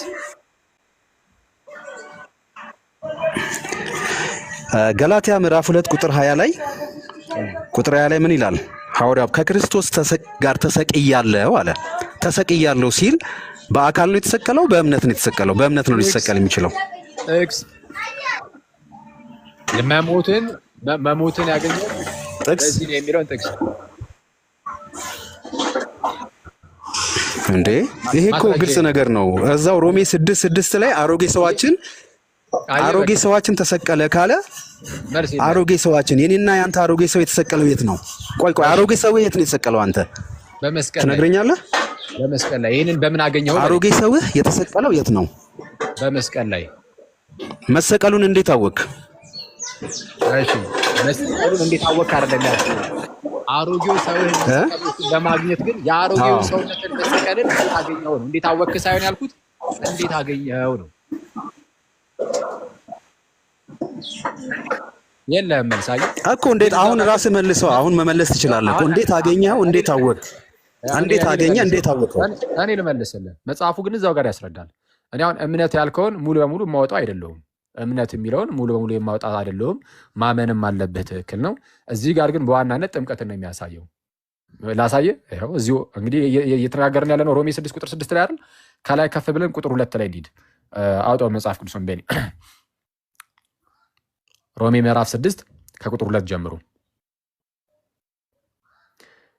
ኦኬ እንግዲህ ከቁጥር 1 ጀምሮ እንግዲህ ምን እንላለን? ጸጋ እንዲበዛ በኃጢአት ጸንተን ኑርን ብሎ ይጀምርና አይደለም ለኃጢአት የሞትን እኛ በእርሱ እንዴት ጸንተን ኑራለን ነው አይደል የሚለው ቁጥር 2 ላይ። ለኃጢአት የሞትን እኛ በእርሱ እንዴት ጸንተን ኑራለን። ትልቁ ላይ አድርገው ቢኒን ሞዴሬተሮች ነው ሲስ ለኃጢአት የሞትን እኛ ይኸው ከላይ ጀምራቸው ኮንቴክስት ለኃጢአት የሞትን እኛ ወደፊት እንዴት አድርገን በእርሱ እንኖራለን። ለምን የሞትን ይላል? እስቲ እዛ ጋር ለኃጢአት ምን ያለን? ለኃጢአት የሞትን ለኃጢአት የሞትን አሁን ስለ ለኃጢአት እንደሞትን ይናገርና ከታች ዝቅ ብሎ ያብራራል። ምን ብሎ ቁጥር 3 ላይ ወይስ ከክርስቶስ ኢየሱስ ጋር አንድ እንሆን ዘንድ የተጠመቅን ሁላችን ከሞቱ ጋር አንድ እንሆን ዘንድ ተጠመቅን አታውቁም እንዴ አለ። ከምኑ ጋር አንድ እንሆን ዘንድ? ከሞቱ ጋር። ከላይ ምን ብሎ ነበር? ለኃጢአት ምን ያለን ብሎ ነበረ? የሞትን ለኃጢአት ባይ ዘ ዌይ ለኃጢአት መሞትና መሞት ይለያያል እየለየ። ምክንያቱም እዚህ ጋር ከኃጢአት የሞትን ነው የሚለው። እንደገና ደግሞ ምኑ ይለያያል? ምክንያቱም ከሞቱ ጋር አንድ እንሆን ዘንድ አንዴ ምንም አይለያይም። ከኃጢአት ከሞቱ ጋር አንድ እንሆን ዘንድ የሚለው ልጨርስ። ጌታ ኢየሱስ ክርስቶስ የት ነው የሞት? የት ነው የተቀበረው? ይሄንን እኮ ነው ለጨርስ። አሁን የት ነው የተቀበረው? ምን አነሳ አይደለም ጥያቄው እኮ። ኢየሱስ ሞቷል ወይ ተሰቅሏል ወይ? አዎ። ክርስቶስ ተሰቅሏል፣ ሞቷል፣ ትክክል። ተቀብሯል፣ አዎ። ተነስቷልስ? አዎ። ይህ ሁሉ ለማን ነው? ለእኔ እና ለእናንተ ለሚያምኑ ሁሉ የሆነ ለተጠመቁ ሁሉ የሆነ አምነው የሚጠመቁ ሁሉ ይህንን የክርስቶስ ኢየሱስን ስራ ያገኛሉ ነው። ስለዚህ ለዓለም ሁሉ ጌታችን ኢየሱስ ሞቷል፣ ተቀብሯል፣ ተነስቷል ደግሞ እና በአባቱ ቀኝ ደግሞ ተቀምጧል፣ ቅዱሱ መንፈስም ልኳል። ይህንን ነገር ለማግኘት በጌታችን በኢየሱስ የተሰራውን ስራ ለማግኘት ሰው ምን ማድረግ አለበት? ለኃጢአት ሞተናል እያለ ነው። ለኃጢአት ካልሞት አትጸድቅም። ሰው ለኃጢአት መሞት አለበት። ግን እንዴት ለኃጢአት ሞተ ከተባለ ይኸው እዛው ጋር መለሰው። ምን ብሎ ለኃጢአት የሞትን እኛ ወደፊት እንዴት አድርገን በእርሱ እንኖራለን፣ በኃጢአት ማለት ነው። እንዴት አድርገን እንኖራለን ይልና ወይስ ከክርስቶስ ኢየሱስ ጋር አንድ ትሆኑ ዘንድ የተጠመቃችሁላችሁ ከሞቱ ጋር አንድ ትሆኑ ዘንድ የተጠመቃችሁ አታውቁም እንዴ አለ። ከክርስቶስ ኢየሱስ ጋር አንድ እንሆን ዘንድ የተጠመቀን። ሲጀመር የተጠመቅነው ራሱ ከጌታ ጋር አንድ ለመሆን ነው። ከጌታ ጋር አንድ ሳይሆኑ መዳንም የለም። ይህንን መዳን የሚሆንበትን ከጌታ ጋር አንድ የምንሆንበትን ነገር ደግሞ የምናገኘው በጥምቀት ነው። እሱ ብቻ አይደለም፣ ዝቅ ብሎ ደግሞ ሁላችን ከሞቱ ጋር አንድ በጣም ረጅም ሰዓት ነው እያብራራ ያለው። ሰፊ ሰዓት ነው የሰጠነ። እስቲ እኔ ማጠቃለያ ያለ ላስቀምጥበትና አየህ፣ መሀል ላይ ገብተህ ወደኋላ እየመለስከኝ ያለው አንተ ነህ። ወደኋላ እየመለስከኝ አይ ጊዜ ስጠኛ ልጨርስ አይደለም፣ ጊዜ ስጠኝ ነው። አሁን አንተ የሰጠኸውን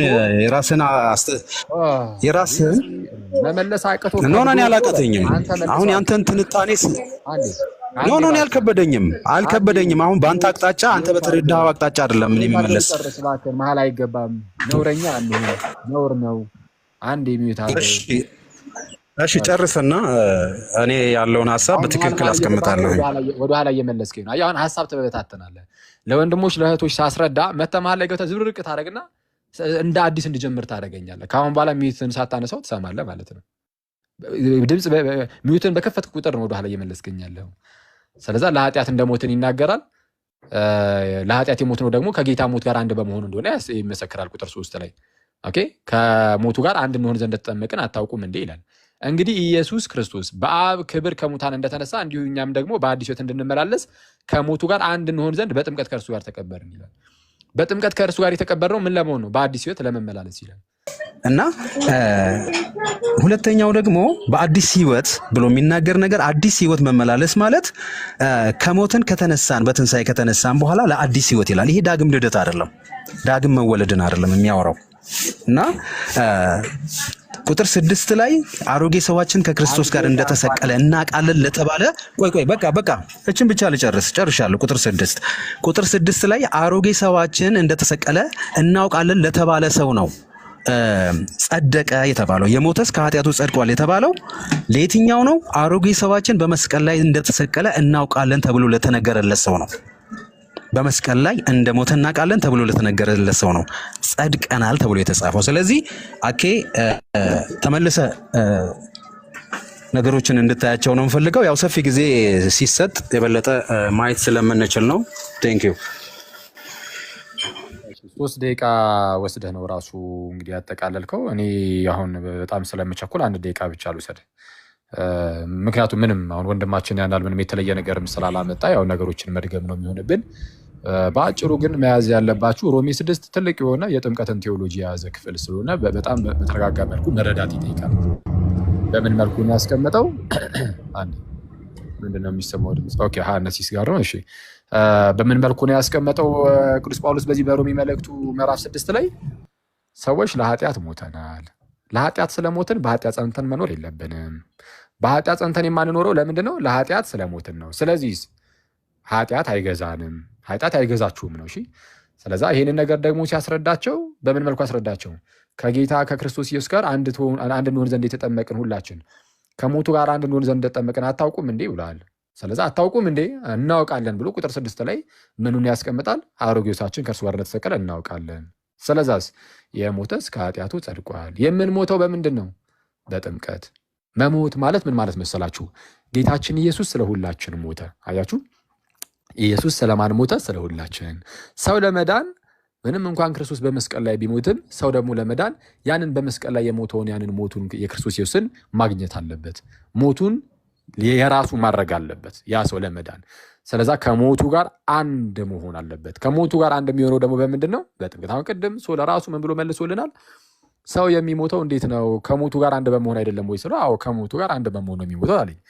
ሰው የሚሞተው በምንድን ነው ብሎናል? ሶል ከጌታ ሞት ጋር አንድ በመሆን። ከሞቱ ጋር ደግሞ አንድ የምንሆነው በምንድን ነው ተባለ? በጥምቀት። ስለዛ የምንሞተው በምንድን ነው? በጥምቀት። የምንሞተው በጥምቀት ነው። የሞተስ ከኃጢአቱ ጸድቋል ይላል። የምንሞተው በጥምቀት ከሆነ ከኃጢአቱ የጸደቀውም ደግሞ የሞተ ከሆነ ከጥምቀት ለድህነት እንደሆነ ከኃጢአት ለመጸደቅ እንደሆነ በግልጽ ቁልጭ ብሎ ነው ራሱ የተቀመጠው። ይህንን አለመቀበል በእግዚአብሔር ቃል ላይ ማመፅ እንለዋለን። እንደዛ። እሺ አሁን ዳኒ 1-5 ደቂቃ ወስደ ከፈለክ ዮሐንስ 3:5 ላይ ከፈለክ ኢንጀነራል ጠይቀኝ። አሁን ምን ብለሃል?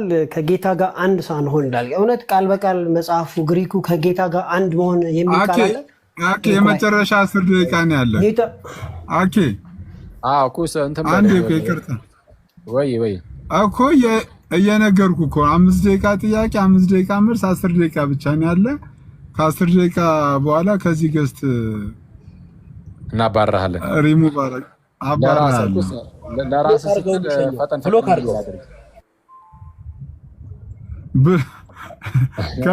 ከብሎክም በላይ ነው ማረገው። እዮባ ትጠራጠር። 10 ደቂቃ ቀጥሉ። እሺ ይቅርታ ዳንዬ። እንደዚህ የሚል አንብበሃልና ቃል በቃል ማንበብ ስላለብኝ ነው። ወይስ ከክርስቶስ ኢየሱስ ጋር አንድ እንሆን የሚለው ቃል በቃል በጣም ስለ ኤምፋሳይዝ ስላደረጋችሁት ነው። ግሪኩ እኮ አንድ መሆን የሚል እንደሌለው ታውቃለህ። ባፕታይዝድ ኢንቱ ሂዝ ዴይዝ እና ባፕታይዝድ ኢንቱ ክራይስት ነው የሚለው ግሪኩ አለ እንዴ። ስለዚህ ለምንድን ነው ቴዎሎጂ የምትመሰርቱበት? አንድ መሆን ማለት መተባበር ማለት ነው አይደለ? ህብረት ማድረግ እኮ። ስለዚህ ምን እያልክ ነው ያለው? አንድ ሳትሆን ትድናለህ ትላላችሁ። ነገሩ የሚለው ምንድነው? ወደ ክርስቶስ ተጠመቃችሁና ወደ ሞቱ ተጠመቃችሁ ነው የሚለው ኦሪጂናል ምን ማለት ነው? ምን ማለት ነው? ወደ ክርስቶስ ማለት ኤንቶ ክራይስት ወደ ክርስቶስ ማለት ጥምቀቱን ተጠመቃችሁ ሞቱን ተጠመቃችሁ ማለት ነው። አንድ መሆን የሚለው አማርኛ ላይ ብቻ ነው እንደዚህ አይነት ቃል አለው። በነገራችን ወደ 20 ኮሜንታሪ አይቻለሁ በዚህ ጉዳይ ላይ። አንዴ ቆይ አሳያለሁ። አማርኛው አልተሳሳተም። ጥሩ የሆነ ቃል ነው የመረጡትም። ምክንያቱም አንድ መሆን ማለት ከጌታ ጋር መተባበር፣ አንድ መሆን፣ የእርሱን ማግኘት የሚሉ ነገሮች። ምን አሁን የተናገርኩት ስህተት ነው? ባፕታይዝድ ኢንቱ ሂዝ ዴይዝ ነው የሚለው። ባፕታይዝድ ኢንቱ ሂዝ ባፕቲዝም ነው የሚለው። ኢንቱ ክራይስት ነው የሚለው። ቀጥል። ቆይ አንዴ ኢንቱ ሂዝ ባፕቲዝም አይልም አይደል? ይላል። ኦኬ ባፕታይዝድ ኢንቱ ክራይስት አይልም። ቆይ ላምብልህ። ኢንቱ ክራይስት ይላል። ኢንቱ ሂዝ ባፕቲዝም አይልም። ኢንቱ ክራይስት እና ባፕታይዝድ ኢንቱ ክራይስት እና ኢንቱ ሂዝ ዴይዝ አይደል የሚለው እንዴ? ትክክል። አዎ ኢንቱ ሂዝ ባፕቲዝም። ስለዚህ አንድ መሆኑን አማርኛውን አድቫንቴጅ ተጠቅማችሁ አንድ ሳትሆን አትድንም የሚለውን ቋንቋ ማቆም አለባችሁ። ዳኒ አይደለም እንደዛ። አንዴ እሱ ህብረትን የሚያመለክት አንድነትን የሚያመለክት ነው። ማስረጃ ልስጥህ ከቋንቋ ችግር የለውም። ስጠኝ የምትፈልገው። አንደኛ ቆሮንቶስ ምዕራፍ 10 ላይ ሄድ። አንተ ብቻ ተረጋጋልኝ። ምዕራፍ 10 ቁጥር 1 ወንድሞቼ ይህን ታውቁ ዘንድ እወዳለሁ፣ አባቶቻችሁ ሁሉ ከደመና በታች ነበሩ፣ ሁሉም በባህር መካከል ተሻገሩ ይልና ቁጥር 2 ላይ ምን ይላል? ሁሉም ሙሴን ይተባበሩ ዘንድ በደመናና በባህር ተጠመቁ ይላል። በደመናና በባህር ተጠመቁ የሚል ዘጸአት 13 ላይ አለ እንዴ? የለም። ስለዚህ ጥያቄን እኮ እኔ የምናገረው የሚያጠነክር ሎጂክ ነው ያመጣው። አንዴ ከስሬ አታውራ፣ ሐሳቤን እንድገልጽ ፍቀድልኝ። ከስሬ አታውራ። አንዴ ቆይ ጥያቄን መች ጠየቅኩና ገና እዲ ይሄንን እኮ እያልኩ ያለሁት ያው ይሄ ጥምቀት ለኛ ለሐዲስ ኪዳኑ ምሳሌ እንደሆነ ላሳቤ ብቻ ነው። በአጭሩ ግን ምንድነው ይሄው ሙሴን ይተባበሩ ዘንድ ይላል። ሙሴን ይተባበሩ ዘንድ የሚለውን እንግሊዘኛ ላይ አድርግለት። በምን መልኩ እንደተቀመጠ አሳየው።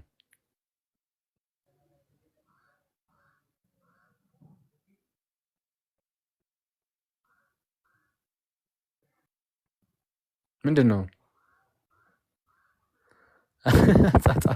ወደ ታች አድርጉ። ቁጥር 2 ላይ እስከሆነ አለ አንብቤዋለሁ። ኢትስ ኦኬ። ባፕታይዝድ ኢንቱ ሞሰስ ነው የሚለው። እሱንም አይቼዋለሁ። አንድ መሆን አይደለም። ኢንቱ ሞሰስ ይላል አይደለ? ስለዚህ አሁን ኢንቱ ሞሰስ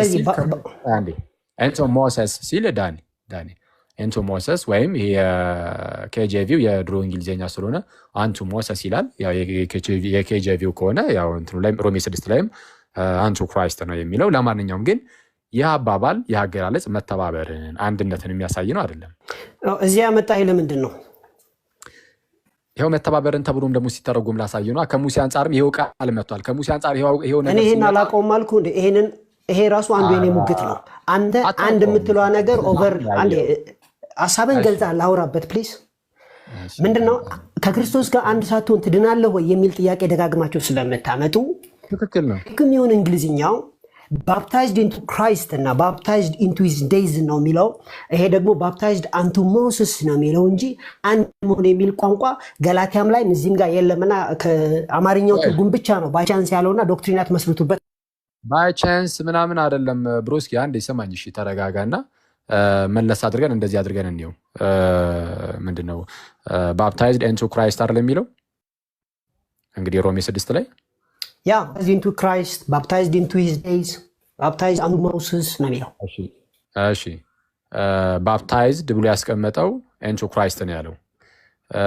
ዊዛውት ቢንግ ኢንቱ ክራይስት ካን ዩ ቢ ሴቭድ ማለት ኢንቱ ክራይስት ሳትሆን መዳን ትችላለህ? አይ ካን ኢንቱ ክራይስት ሳትሆን መዳን ትችላለህ? እችላለሁ። ኢንቱ ክራይስት ባፕታይዝድ ኢንቱ ክራይስት ነው ያልኩት እንጂ ቆይ አንዴ እኮ እሱማ ይኸውልህ አንዴ ቆይ ቀጥታ ላውጣልህና የእንግሊዝኛውን በደንብ እያሳየው ላስነብብህ።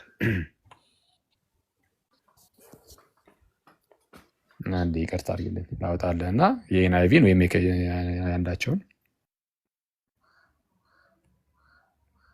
ወይት አንዴ ቆይ ባይዘዌ እድልም አግኝቼ አንዴ የሚለውን አቆመህ በአስረዳ ማስጨበጣችሁ ነገር ይኖራል። አሁን በማወራው ነገር ላይ ጭምር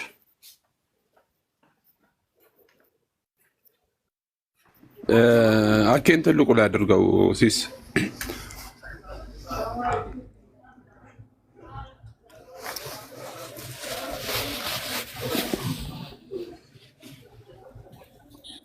እዮባ ሰላም በለን አስከዛ ወይ እንትን ሞዴሬተር ካለክ እዮባ ትልቁ ላይ አድርገው አኬን።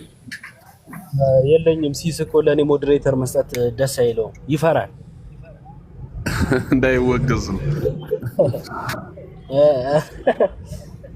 ነው ብለህ ነው። ዳኒ ራሱ አለው አይደል እንዴ? ለምንድን ነው ሰው የማይሰራው? ዳኒ ባልኩላል ነው እንደዚህ ቤት አረኩ። ዳኒ ሰላም ነው። ያንዳንዴ ስራ ትይዣለሽ። ሰላም ነው። ኮሜንት ላይ የምትሳደቢውላ ዶክተር ሰሞኑን ትንሽ ዶክተር ያስፈልገኛል የእውነት። አኬ 5 ደቂቃ ነው ያለ አለ እግዚአብሔሩ እንዳለ ሆኖ ደግሞ በሞያም ደግሞ ብንወያይ አንድ ይኸውልህ ይሄ ኢንቱ ክራይስት የሚለውን ይሄ ከኤንአይቪም ምናምን ከእንግሊዝኛም ወጣ ብለን እንይ ስላልከኝ ነው እኮ አሁን ወደ ግሪኩ እንሂድ ስላልከኝ ቀጥታ ከግሪክ የተተረጎሙ አሉ። አሁን አንተ አምጣ ብለህ እርግጠኛ ሆኜ ኢንተርሊኒየር ምናምን ነው የምትከፍተው ራሱ በእንግሊዝኛ የተተረጎሙ የመጽሐፍ ቅዱስ አለ አይደል? እሱን ከግሪኩ ጋር እያጣመሩ ያመጡትን ነው ይዘህ የምትመጣውና እሱን ነው የምትፈታው ራሱ። ይሄ በጣም ድካም ነው። ቨርዥኖችን እንዲማየት እንችላለን። ወደ ግሪኩ እንሂድም ካልከኝ በዚህ ሄደን አስነብብሃለሁ የምትችል ከሆነ ግሪክ ሌላ ቴክስት አሁን ይሄንኑ አይደለም ሌላ ቴክስት ግን ወይ ተመሳሳይ የሆነ ነገር አወጣልህና ሙሉን አንብበህ እንድታስረዳ አደርጋለሁ። ከዛ በኋላ ይሄን ማንበብ አልችልም ስትል ያኔ አይተዋል ውድቅ ይሆንብሃል። ስለዚህ አሁን እንረጋጋና ገብቷል የሆነ ግሪኩን እንደምናቆም አክት ሳናደርግ አንዴ ቆይ ይሄን ቪዲዮ ላጥፋ። አንዴ ይቅርታ አድርግልኝ። እሺ ስለዛ ምን ላይ እናወራ መሰለ? አሁን እኔ እናንተ ስናወራ በምን መልኩ አውርተናል መሰለ? ይሄ መተባበርን ያሳያል የሚለውን ተማምነና በቃ አለቀ። ኢንቱ ክራይስት የሚለው ማለት ነው። አሁን ቅድም አውጥቼልህ የነበረው ምን አይነት ጥያቄ ልጠይቅ መሰለ? ኤንአይቪ የሚያስቀምጠው ምን ብሎ ነው? or don't you know that all of us who were baptized into Christ Jesus were baptized into his death ብሎ ነው የሚያስቀምጠው። ስለዚህ አንድ ሰው ኦኬ አንድ ሰው without being baptized into Christ can he be saved ብዬ ነበር የጠየቅኩ። yes ለዚህ ማስረጃ ልስጥህ እዚሁ ራሱ ጋር ማለት ነው። ይችላል መዳን ይችላል without being baptized ሰው ሊድን ይችላል ያለው እሺ ማስረጃ ልስጥህ። ይኸውላችሁ ምዕራፍ 5 ላይ ከክርስቶስ ጋር አሜን በእምነት ከዳንን ይላል። ምዕራፍ 5 በደንብ አስተውሉና ያዙ። አሁን የምናገረው ነገር መሬት ጠብ አይልም። ከዳንን ሲል በእምነት ድነናል ማለት ነው። ከዛ ምዕራፍ 6 ላይ ግን ስለዚህ የኃጢአቱን ጉዳይ እንዴት እናደርገው ይልና ነው። ከዛ ስጋን እንዴት መግደል እንዳለብን ወደ ክርስቶስ መጠመቃችንንና ወደ ሞቱ መጠመቃችንን የገለጸው። ስለዚህ ምዕራፍ 6 የተጻፈው እንዴት እንደምንድን ሳይሆን ክርስቲያን ሆነን ኃጢአተኛ ማንነታችንን ወይም ደግሞ ስጋዊ ማንነታችንን እንዴት መቅበር እንዴት ደግሞ ወደ ክርስቶስ ውስጥ መግባት የሚለውን የምናደርግበት ነውና ይህንን የሚያደርግ ሰው ደግሞ የዳነ ሰው ነው እንጂ ያልዳነ አይደለም። የት ነው የዳነው? ምዕራፍ 5 ቁጥር 1 ላይ በእምነት ከጸደቅን ይላል። ስለዚህ ጻድቃን ነው የሚያደርጉት ጥምቀትን ብራዘር። እሺ ከመጠመቃቸው በፊት ድነዋል ጻድቃን ናቸው ይሄ የሚለው ይሄ ፍጹም ስህተት ነው። ሮሜ ምዕራፍ 5 ላይ ሰው በእምነት ይድናል አይድንም የሚለውን ከላይ ጀምረ ከምዕራፍ 3ም ጀምረም ስትመለከት ድህነት በእምነት እንዳለ ይገልጻል። አዎ ይገልጻል። እዚህ ጋር የሚያስቀምጠውም ከዛ ከእምነቱ የተነጠለ አይነት ጥምቀትን አይደለም። ምን ብሎ ነው የተናገረውም? ወይስ ከክርስቶስ ኢየሱስ ጋር አንድ እንሆን ዘንድ ወይም ደግሞ ምንድነው ቀጣ በእንግሊዝኛው ባፕታይዝድ ኢንቱ ክራይስት ይላል። በዚህ መልኩ ወይም ለመተባበር አንድ ለመሆን የተጠመቅን ሁላችን ከሞቱ ጋር አንድ እንሆን ዘንድ ተጠመቅን አታውቁምን ነው የሚለው። ስለዚህ አሁን አንድነቱ ያለው ክርስቶስ ውስጥ ስለመግባትም የሚል ፍቺም ፈታል። አሁን ምን እየፈታህ እንደሆነ ባላቅም አንዴ እዚህ አንዴ እዛ ትረግጣለህ። ኢንቱ ሞሰስ ይላል በነገራችን ላይ። ስለዛ ሙሴ ውስጥ ለመግባት ነው የተጠመቁት ልትል ነው። አንድ ቆሮንቶስ ምዕራፍ 10 ላይ እንደዚህ ተብሎ አይፈታም። አየህ በጣም መጠንቀቅ ያለብህ ለዚህ ነው። ሙሴ ውስጥ መግባት ኢንቱ ሞሰስ ስላለ ብቻ ሙሴ ውስጥ ለመግባት አይደለም። ኢንቱ ክራይስትም ሲል ክርስቶስ ውስጥ ሄዶ ለመግባት ሳይሆን ከክርስቶስ ኢየሱስ ጋር ህብረት ለማድረግ ለመተባበር፣ ልክ ስለ ሙሴ እንደተነገረው ከሙሴ ጋር ለመተባበር ተብሎ እንደተፈጠው ልክ እንደዛ ማለት ነው። ከጌታችን ከክርስቶስ ኢየሱስ ጋር አንድ ለመሆን የተጠመቃችሁ ሁላችሁ። ስለዚህ የአማርኛው ትርጉም ምንድነው? የራሳችሁ የእናንተ ምንድነው ስሙ? አዲሱ መደበኛ ትርጉምን በለው ይሄኔ ምሉ ህይወትን ቢመጣ የሆኑ ነው የሚለው 1954ቱን በለው የትኞቹም የአማርኛ ትርጉሞች አልተሳሳቱም። የመጽሐፍ ቅዱስ ማህበር የሚያሳተሙ አልተሳሳተም። አንተ እንዴት ተሳሳትከው? እና መተባበርን አንድነትን የሚያሳይ ነው ቃሉ። ምዕራፍ 5 ላይ አንድ ሰው ከጸደቀ በኋላ አልዳነም ልትለው ትችላለህ? ምክንያቱም ጸድቀናል ስለሚል ያውም አብርሃም መች አንድ ቆይ አብርሃም ይላል ምዕራፍ 4 ላይ የጸደቀው እምነቱ ጽድቅ ሆኖ ተቆጠረለት ካለ በኋላ የጸደቀው መቼ ነው ይልና ከመገረዙ በፊት ነው ወይስ ከተገረዘ በኋላ ነው ይልና አብርሃም የጸደቀው ከመገረዙ በፊት ነው ይላል። ምክንያቱም መገረዝ የእግዚአብሔር ልጅ የመሆኑ ምሳሌ ወይም ደግሞ ማህተም ነው የሚለው እዛው። ስለዚህ አንተም ከመጠመቅ በፊት ድነሃል፣ ከዛ መዳንህን ደግሞ በሞትና በትንሳኤ ታሳያለህ። የእግዚአብሔር ልጅ ለመሆኑ ማህተም ይላል። ላንብብልህ፣ ቃል በቃል ላንብብልህ። የእግዚአብሔር ልጅ ለመሆኑ ማህተም አንድ ጊዜ እንግዲህ ላንብብላ የአብርሃምን እንግዲህ ይህ ብፅዕና 9 ቁጥር ሮሜ ምዕራፍ 4 ቁጥር 9 እንደዚህ ይላል። ይህ ብፅዕና ስለመገረዝ ተነገረ ወይንስ ስላለመገረዝ ይላል። ኦኬ እምነት ለአብርሃም ጽድቅ ሆኖ ተቆጠረለት እንላልና ካለ በኋላ እንዴት ተቆጠረለት ብሎ ይጠይቃል። ተገርዞ ሳለ ነውን ወይንስ ሳይገረዝ ካለ በኋላ ተገርዞ አይደለም፣ በሌላ ቋንቋ ተጠምቆ አይደለም ማለት ነው። ብራዘር ሳይገረዝ ነው እንጂ ሚካኤል ተው ተጠምቆ አይደለም እንደማለት ነው አትበል። ስለ ጥምቀት አልተወራም። ይሄ እየተወራ ያለው በአይሁዳውያንና በአሕዛብ በቃ ምንም ነገር ከማድረጉ በፊት ናናና ምንም ከማድረጉ በፊት ነው የጸደቀው። ፈልገ መጽሐፍ ቅዱስ ውስጥ አንተ የምትፈልገውን ስጣጣ አንተ አትጨምር። የተጻፈው ብቻ አሳይ። ምንድነው ግዝረቱ? የእግዚአብሔር ልጅ ለመሆኑ ማሳያ የሚለውን አሳየን። እሱን ልታሳይ ነው የገፈከው። ኦኬ ሳይገረዝ በነበረው እምነት ያገኘውን የጽድቅ ማህተም የሆነ የመገረዝን ምልክት ተቀበለ። ይህም እነርሱ ደግሞ ጻድቃን ሆነው ይቆጠሩ ዘንድ ሳይገረዙ ለሚያምኑ ሁሉ አባት ነው ይላል። እዚህ ጋር እንደምናየው ሰው ካመነ በኋላ ጻድቅ እንደሚሆን፣ ጻድቅ ሆነ ማለት ደግሞ መቼም ያው ድኗል ማለት ነው። ከዛ በኋላ ግን የኃጢአቱን ጉዳይ ምን ላድርገው ይልና ስጋን ከነክፉ መሻቱ መስቀል ላይ ሰቅሎ አውርዶ ቀብሮ ከዛ ክርስቶስን ለብሶ ተነስቶ የጽድቅ ህይወት ይጀምራል። ቁጥር ስንት ላይ ነው እያነበብክ ያለው? ቁጥር ስንት ላይ ነው አሁን ያነበብክ? አሁንማ ምዕራፍ 6 ነው ያነበብኩ ያለሁት።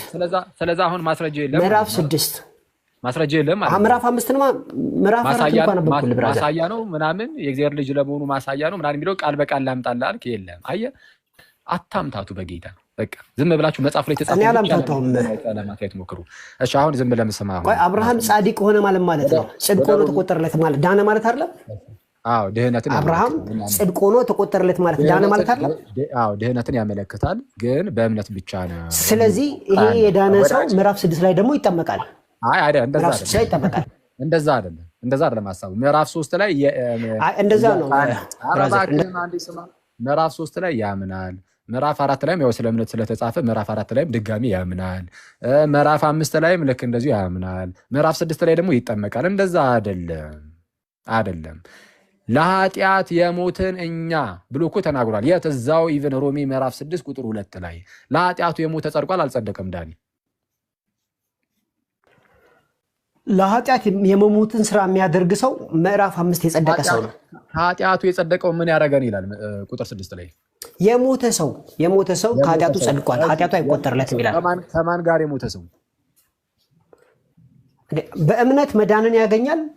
በመሞት ደግሞ ስጋን ከነክፉ መሻቱ ይሰቅላል። ያልተጠየቀውን ተወውና ከኃጢአቱ የጸደቀው የሞተ ከሆነ ከማን ጋር የሞተ ነው የሚጸድቀው? ከክርስቶስ ጋር ኦፍ ኮርስ ጸደቀ እኮ። አንተ እኮ ቀደም ብሎ የተነገረውን ቶታሊ ካድከው። ና ወዳጄ አይዞህ ቆይና ከኃጢአቱ ምንድነው? ከኃጢአት የጸደቀው የሞተ ነው ተባባልን። የሚሞተው ደግሞ ከጌታ ኢየሱስ ጋር ነው አልክ። ከጌታ ኢየሱስ ጋር የሚሞተው በምን መልኩ ነው? ከሞቱ ጋር አንድ በመሆኑ አይደለም? ከመሞቱ ጋር አንድ በመሆንማ ነው። ግን ይሄ ነገር በምዕራፍ 5 ተውና የጸደቀውን አያጠፋም። ከመሞቱ ጋር አንድ የሚሆነው በጥምቀት ነው አይደለም? አንድ የሚሆነው ስጋን በመግደሉና በመሞቱ ነው እንጂ በእምነት ነው የሚዳነው ነው ያልኩ ያለሁት ብራዘር። ከሞቱ ጋር አንድ የሚሆነው በጥምቀት ነው አይደለም? ሞቱም ስፔሲፊካሊ በሞትና በትንሳኤ ኦፍ ኮርስ ከጌታ ጋር አንድ ይሆናል። በሞትና በመቀበር ማለት ነው። በሞትና በትንሣኤ አንድ ይሆናል አላልኩም። ከሞቱ ጋር አንድ የሚሆነው በጥምቀት ነው አይደለም? በቃ መልስ የላችሁም። አንደኛ ደረጃ አንድ የሚሆን ቃል መጽሐፍ ቅዱስ ውስጥ የለም። ጨምራችሁ አንድ የሚለው እኛ ጨምረን አይደለም። ትክክለኛው የአማርኛው ትርጓሜ አንድ መሆን ነው ብሎ የተረጎመልን የፕሮቴስታንትም የኦርቶዶክስም የካቶሊክም ሁሉም ስብስብ ያለበት የመጽሐፍ ቅዱስ ማህበር ያሳተመው መጽሐፍ ቅዱስ አንተ እጅ ላይ ያለው ፕሮቴስታንቱ ሰውዬ የተሰጠህ ራሱ መጽሐፍ ቅዱስ አንብብ ተብሎ የተሰጠ እሱ ራሱ ላይ አንድ ይላል። ኦርቶዶክሶች ናቸው የጨመሩት ትላላችሁ። አይተዋል። መውጫው ሲያጥራችሁ ሲጠባችሁ ግራ ሲገባችሁ ኦርቶዶክሶች ጨምረዋል ማለት ነው። ግሪኩም እንደዛ ነው የሚለው። ሰማኝ፣ ግሪኩም እንደዛ ነው የሚለው። ወደ 20 ትራንስሌሽንም አመጣላለሁ። ትራንስሌሽን በቪዲዮ ልክፈትልህ ወዳጄ። ግሪኩም ቢሆን ምንም በቃ ከዚህ የተለየ ነገር የለውም። ምንን በሚያመለክት መልኩ ነው እና ግሪኩ ላይ አንድ መሆን የሚል ቃል አለው። ቆይ ግሪኩ ላይ አንድ የሚሆን ቃል አለው። አንድነት የሚሆን ቃል አለው ወይ? አንድነት የሚለው ይኸውልህ ህብረትን ነው የሚያመለክተው። ህብረትን ስለሚያመለክት የስ ግሪኩም በቃ በዛው ልክ ነው የተጻፈው። አይ ተሳስታችኋል ካልክ እኔን ሳይሆን ሂድና የኢትዮጵያ መጽሐፍ ቅዱስ ማህበርንና እንዲሁም ደግሞ ለራሳችሁ ለፕሮቴስታንቶች የተሰራውን የአዲስ መደበኛ ትርጉምን የነምሉ ትርጉምን እነሱን ሄደህ ክሰሳቸው እና ቀይሩልን በላቸው። ወይም ደግሞ ራስ በአማርኛ ሌላ ዴንቪ የሚባል አማርኛ መጽሐፍ ቅዱስ አዘጋጅተህ ሙዳት ያዝ ብራዘር። አሁን በቪዲዮ ላሳይ ይችላለሁ። 25 ቨርዥን አሳይሃለሁ ከፈለክ። ኦኬ ከ1 እስከ 6 ላብራራለህ። ምክንያቱም ከ1 እስከ 6 ለምን ተጻፈ የሚለውን አውድ ሲያየው ግልጽ ይሆናል። አንተ የምትፈልገው ጋር ስፔሲፊካሊ ሲደርስ ሚስ ካረኩት ትታረመኛለህ። እንግዲህ ምን እንላለን እንዳላ ልብ አድርጉ። ምዕራፍ 5 ላይ በእምነት ከጸደቅን ይላል። ሰውየው በእምነት ጸድቋል። ጸጋ እንዲበዛልን በኃጢአት ጸንተን እንኑር ይላል። ስለዚህ አንድ ክርስቲያን ኃጢአትን በመስራት ይቀጥል ወይ የሚል አፈታት ነው ያለው። አይደለም ይላል። ለኃጢአት የሞትን ኃጢአትን የማንሰራ ለምን ሞተናል? ወደፊት እንዴት አድርገን ከእሱ ጋር እንኖራለን? ስለዚህ ኃጢአትን መስራት የለብንም ይላል። ከዛስ ወይስ ከክርስቶስ ኢየሱስ ጋር አንድ እንሆን ዘንድ የተጠመቅን ሁላችን ከሞቱ ጋር አንድ እንሆን ዘንድ እንደተጠመቅን አታውቁምን? ምን ማለት ነው? ከክርስቶስ ኢየሱስ ጋር አንደኛ አንድ እንድንሆን ወይም ደግሞ ወደ ክርስቶስ ተጠምቀናል፣ እንደገና ደግሞ ወደ ሞቱ ተጠምቀናል። ስለዚህ አንድ እንሆናለን እያለ ነው። 4 ቁጥር ላይ እንግዲህ ክርስቶስ በአብ ክብር ከሙታን እንደተነሳ እንዲሁም እኛም በአዲስ ሕይወት እንድንመላለስ ማለት ኃጢአት የሌለበት ስጋዊ ማንነት የተቀበረበት ክርስቶስን የለበስንበት ማለት ነው። ከሞቱ ጋር እንድንሆን ዘንድ በጥምቀት ከእርሱ ጋር ተቀበረ እንድንሆን ዘንድ። ስለዚህ ምዕራፍ 5 ላይ ጸድቀናል። ምዕራፍ 6 ግን ስጋዊ ማንነታችንን ይዘናል። እሱ እንዴት እንደምናሸንፍ የተጻፈ ፓርት ነው። ሞቱን በሚመስል ሞት ከእርሱ ጋር ከተባበረን ማለት ልክ እንደ ክርስቶስ በመስቀል ስጋን ከነክፉ መሻቱ አውጥተን እንደሰቀል ነው ሁላ እንደማለት ነው። ትንሣኤውን በሚመስል ደግሞ ከእርሱ ጋር እንተባበራለን። ትንሣኤ ማለት ክርስቶስን ለብሰን ክርስቶስን ከሙታን ተነስቷል ማለት ነው። 6 ቁጥር ላይ ይቀረኛል። አንድ ጥቅስ ይቀረኛል። አንድ ጥቅስ ነው ማለት ነው። ከእንግዲህ ወዲህ ለኃጢአት እንዳንገዛ የኃጢአት ስጋ ይሻር ዘንድ ይሄ ኃጢአተኛ ማንነት አዳማዊ ማንነት ይሻር ዘንድ አሮጌው ሰዋችን ከእርሱ ጋር እንደተሰቀለ እናውቃለን። የሞተስ ከኃጢአቱ ጸድቋላል። ስለዚህ ከክርስቶስ ጋር በመስቀል እንሰቀላለን አብረን በእምነት፣ ከዛም በኋላ እንቀብራለን፣ ከዛም በኋላ ክርስቶስን ለብሰን እንነሳለን እና በዚህ አዳማዊ ማንነታችን ተቀብሮ ክርስቶስን ለብሰን እንነሳለን። ይሄንን ስራ የሚሰራው ሰው የዳነ ሰው ነው ማለት ነው። ቴንክ ዩ። እሺ፣ ስለዚህ አሁን የጠየኩን አልመለስክልኝም። አሁን እንዳሁኑ ብዙ ሰዓት አትወስድም። አጭር መልስ ብቻ በአንድ ቃል ብቻ መልስልኝ። ከኃጢአት መጽደቅ መዳን ነው አይደለም? ከኃጢአት መጽደቅ መዳን ነው ብለን መናገር ማለት እንደ አውዱ ነው። አሁን የነገርኩህ አውድ በዚህ መልኩ ነው የሚፈታው፣ እንደ አውዱ ነው። ከኃጢአት መጽደቅ መዳን ነው አይደለም? ከኃጢአት መጽደቅ ራሱ መዳን ነው። እዚህ ጋር ግን የተቀመጠው አውዱ እንዴት ነው ጥያቄው። አውዱ ስጋን ከነክፉ መሻቱ ቀብሮ እዚህ ላይ ከተቀመጠው አንጻር ሮሜ ምዕራፍ 6 ቁጥር 6 ላይ አሁን እንደዚህ አይነት እዚህ ጋርማ አይደለም። ስለዚህ እዚህ ጋር የሞተስ ከኃጢአቱ ጸድቋል፣ ይጸድቃል አይደለም ጸድቋል ነው ያለው። ጸድቋል ከሆነ የተፈጸመ ነገር አለ። ይሄ ድኗል ማለት አይደለም እያልክ ነው። ከኃጢአቱ ጸድቋል የሚለው እዚህ ክፍል ላይ ድኗል ማለት አይደለም እያልክ ነው። እንደዛ ብሎ የተረጎመው አዎ፣ ምክንያቱም ምዕራፍ 5 ቁጥር 1 ላይ ድነናል ካለ ሁለት ጊዜ መዳን አለ። ፕሮቴስታንት ምሁር አለ ወዳጅ፣ ሁለት ጊዜ ምዕራፍ 5 ምዕራፍ 6 አረ ወዳጅ፣ ምዕራፍ 5 ምዕራፍ 6 እያሉ የከፋፈሉት እኮ ጳውሎስ አይደለም ሰዎች ናቸው። በመጀመሪያ ይሄንን ጳውሎስ ሳይሆን ሰዎች ናቸው። ሰዎች አኬ ወይ 2 ደቂቃ ከ57 ነው ከ59 እንጨርሳለን። እሺ 2 ደቂቃ ኦኬ። መለስ ስንል ከኃጢአቱ ጸድቋል የሚለውን ወዳጃችን መዳን አይደለም ብሎ ሊትራሊ እኔ ክዶታል ነው የሚለው። ይህ ብቻ ደግሞ ሳይሆን አሮጌው ሰዋችን ከእርሱ ጋር እንደተሰቀለ እናውቃለን የሚለውንም አሮጌው ሰዋችን ከእርሱ ጋር መሰቀሉም ድህነት አይደለም የሚል ነገር ነው ያስቀመጠው። ይሄ አሮጌው ሰው ከእርሱ ጋር መሰቀል ማለት ምንድነው? መታደስ ነው አይደለም? መታደስ ነው አይደለም? አዳማዊ ስጋን አንድ ሰው አምኖ ከዳነ በኋላ ይሄ ኃጢአት የሚሰራ ማንነቱን ሰቅሎ ቀብሮ ክርስቶስን ለብሶ ይነሳል። ስለዚህ መታደስ ማለት ኃጢአት የሌለው ህይወት መኖር ነው እንጂ አለመዳን ማለት አይደለም። ማነው ከመዳን ጋር አይገናኝም። ከዳነ በኋላ ነው አዳማዊ ሰውነቱን አውልቆ አዲስ ሰው የሚሆነው። ከዳነ በኋላ ነው። ኤግዛክትሊ። ከዳነ በኋላ አዳማዊ ሰውነቱን ያወልቃል። ከዳነ በኋላ አስቀድሞ ሲድን ከጥምቀት በእምነት ዳነ ይላል መጽሐፍ። ሰው በእምነት እንደሚጸድቅ በጸጋ በእምነት እንደሚጸድቅ ተብሎ ተጽፏል። ከምንድን ነው የዳነው? አስቀድሞ ቆይ አንዴ ከዘላለም ሞት ነው የዳነው። ቆይ አንዴ አስቀድሞ ይኸውልህ ድኗል አልከኝ። የዳነ ሰው ደግሞ አሮጌውን ሰው ያወልቃል አልከኝ። ቀጣይ የሚመጣ ነገር ነው ብለኸኛል፣ እንዳትረሳ። አሮጌውን ሰው ማውለቅ ከድህነት በኋላ የሚመጣ ነው ብያለሁ። ዳነበት በዛችው ኢንስታንት ያ ሰው ቢሞት ወደ እግዚአብሔር መንግስት ይገባል። አሮጌውን ሰው ሳያወልቅ በደንብ። እሺ ሰው ዳግም ሳይወለድ ወደ እግዚአብሔር መንግስት መግባት ይችላል? አይችልም። ዳግም መወለድ ማለት አሮጌውን ሰው አውልቆ አዲሱን ሰው መልበስ ነው አይደለም? ወይም መታደስ ነው አይደለም? አይደለም። መታደስ አይደለም። ዳግም መወለድ ማለት በእምነት በጸጋ መዳን ሲሆን ከኃጢአት የሚሰራ ማንነቱን በክፉ አንዴ በመስቀል ላይ ሰቅሎ አውርዶ መቅበር ነው። ቆይ ዳግም መወለድ ምን ማለት ነው? አንዴ ዳግም መወለድ ማለት እንደ አዲስ ማለት ለተቀበሉት በስሙ ለሚያምኑት የእግዚአብሔር ልጆች የሆኑ ዘንድ ስልጣንን ሰጣቸው ይላል። የእግዚአብሔር ልጅ መሆን ማለት ተቀበለ በስሙ።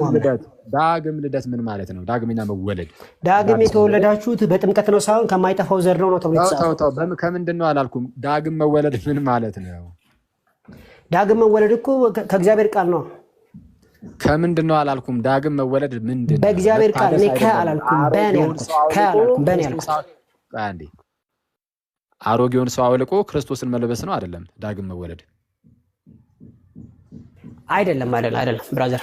ዳግም መወለድ ማለት መታደስ ማለት ነው። ዳግም መወለድ ማለት መታደስ ማለት ነው። አሁን ከ1 ደቂቃ በፊት ከ30 ሰከንድ በፊት መታደስ ማለት አይደለም ብሎኛል። እየሰማችሁ ነው ጋይስ? እንዲህ ነው በቃ አዳማዊ ማንነትን ቀብሮ አንዴ ተረጋጋ። መታደስ ማለት አዳማዊ ማንነትን ቀብሮ እንደገና ደግሞ ክርስቶስን ለብሶ መነሳት የዳነ ሰው ስራ ነው። በየ30 ሰከንዱ ሐሳብህን እንድትቀይር ነው ማድረግ። ዝም ብለህ ብቻ ተከታተለኝ። እኔ ፍጹም አልቀየርኩም። ኧረ ሪከርድ ይደረጋል። ተወፈር አንተ ሰው ችግር የለም። ቃሌን እንደፈለጋችሁ ማውጣት ትችላላችሁ። ግን ባለፉት ወራት ምናምን ነገር አመታት አልወርኩትም። አንዴ ዳግም መወለድ መታደስ አይደለም ወይ ስለ አይደለም መታደስ አልከኝ። ለምን መሰለህ እንደዚህ የሚሆነው? ስትወያዩ እየፈራችሁ ነው የምትወያዩት። ደግሞ ምን ሊያመጣብኝ ነው እንደዚህ ብለው እያላችሁ እየፈራችሁ ስለምትወያዩ እኔ አንተን ፈርቼ አላውቅም። ተፈርቼ ነው ብለህ ማሰብ ትችላለህ። እኔን ፈርተኸኝ ነው እኮ አላልኩም። እኔን ፈርተኸኝ ነው አላልኩም። እኔን ፈርተኸኝ ነው ሳይሆን እንደተፈራህ ማሰብ ትችላለህ። አይደል? ቆይ አንዴ እኔን ፈርተኸኝ ነው ሳይሆን ውይይት ውስጥ ግን የሆነ አርጊመንት ሲነሳ ከማንም ሰው ጋር እኮ ሊሆን ይችላል። ስትወያዩ ምንድነው ማየው ብዙ ጊዜ እኔ አሁን አንተንም እኔ ጋር እንግዲህ ከኔ ጋርም ብዙ ጊዜ ስትገናኝ ቀጣይ ምን ሊያመጣ ነው የሚለውን ነገር ወይም ደግሞ እኔ አስቀድሜ ከተናገርኩት በፍጹም እኛ እኮ አንወገዝም ብራዘር። እኛ እንከራከራለን እንጂ አንወገዝም። እሺ፣ ስለዛ ሪከርድ ያደረጋችሁ ሰዎች ትለቁልኛላችሁ ማለት ነው። የቱን ዳግም ልደት መታደስ ነው ስለው አይደለም ብሎ ቀጠል አድርጎ ደግሞ ዳግም ልደት መታደስ ነው ያለበትን ማለት ነው። ዳግም ልደት ቆይ አንዴ በቃ አሁንማ መለስ የእግዚአብሔር ልጅ መሆን ማለት ነው። ስጋን እስከነክፉ መሻቱ አውልቆ ማምን ሰቅሎ መቅበር ግን መዳን ማለት አይደለም። መታደስ ከምን ወደ ምንድን ነው የምትታደሰው? እስቲ አዲስ ሰው ነው የምትሆን። ከቃሉ ትወለዳለህ። ከምን ወደ ምንድን ነው የምትታደሰው? መታደስ ነው ከተባለ ከምን ወደ ምንድን ነው የምትታደሰው?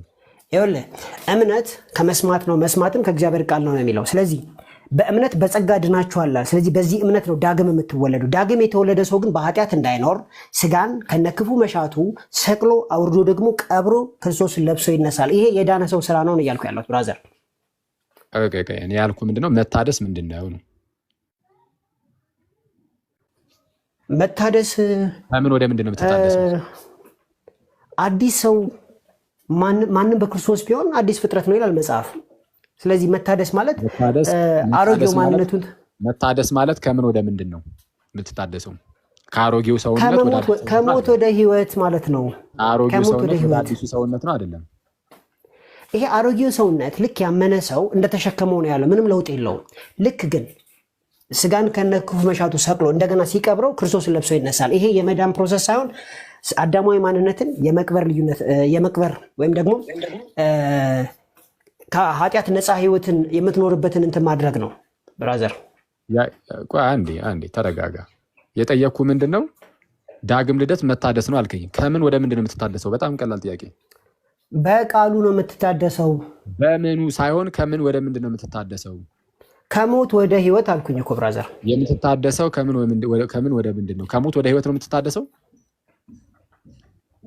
ከሞት ወደ ህይወት መለወጥ መታደስ ማለት እኮ ያው በክርስቶስ መሆን ማለት ነው። ሌላ ምንም አዲስ ነገር የለውም። ወደ ህይወት ከሆነ ወደ ህይወት ከመጣ በኋላ ሞት የለብህም ማለት ነው አይደል? ያ ስጋውን ግን ተሸክመሃል። ስጋው ደግሞ መሰቀልና መቀበር አለበት ከነክፉ መሻቱ ጋር። እሱ ፕሮሰስ ጥምቀት ይባላል። ከሞት ወደ ህይወት ከመጣ በኋላ ከሞት ወደ ህይወት የምትመጣው የክርስቶስን ሞትና የክርስቶስን ህይወቱን በማግኘት ነው። ሮሜ 6 ቀታች ዝቅ ብሎ ቁጥር 8 ላይ ይህንን ያስቀምጣል።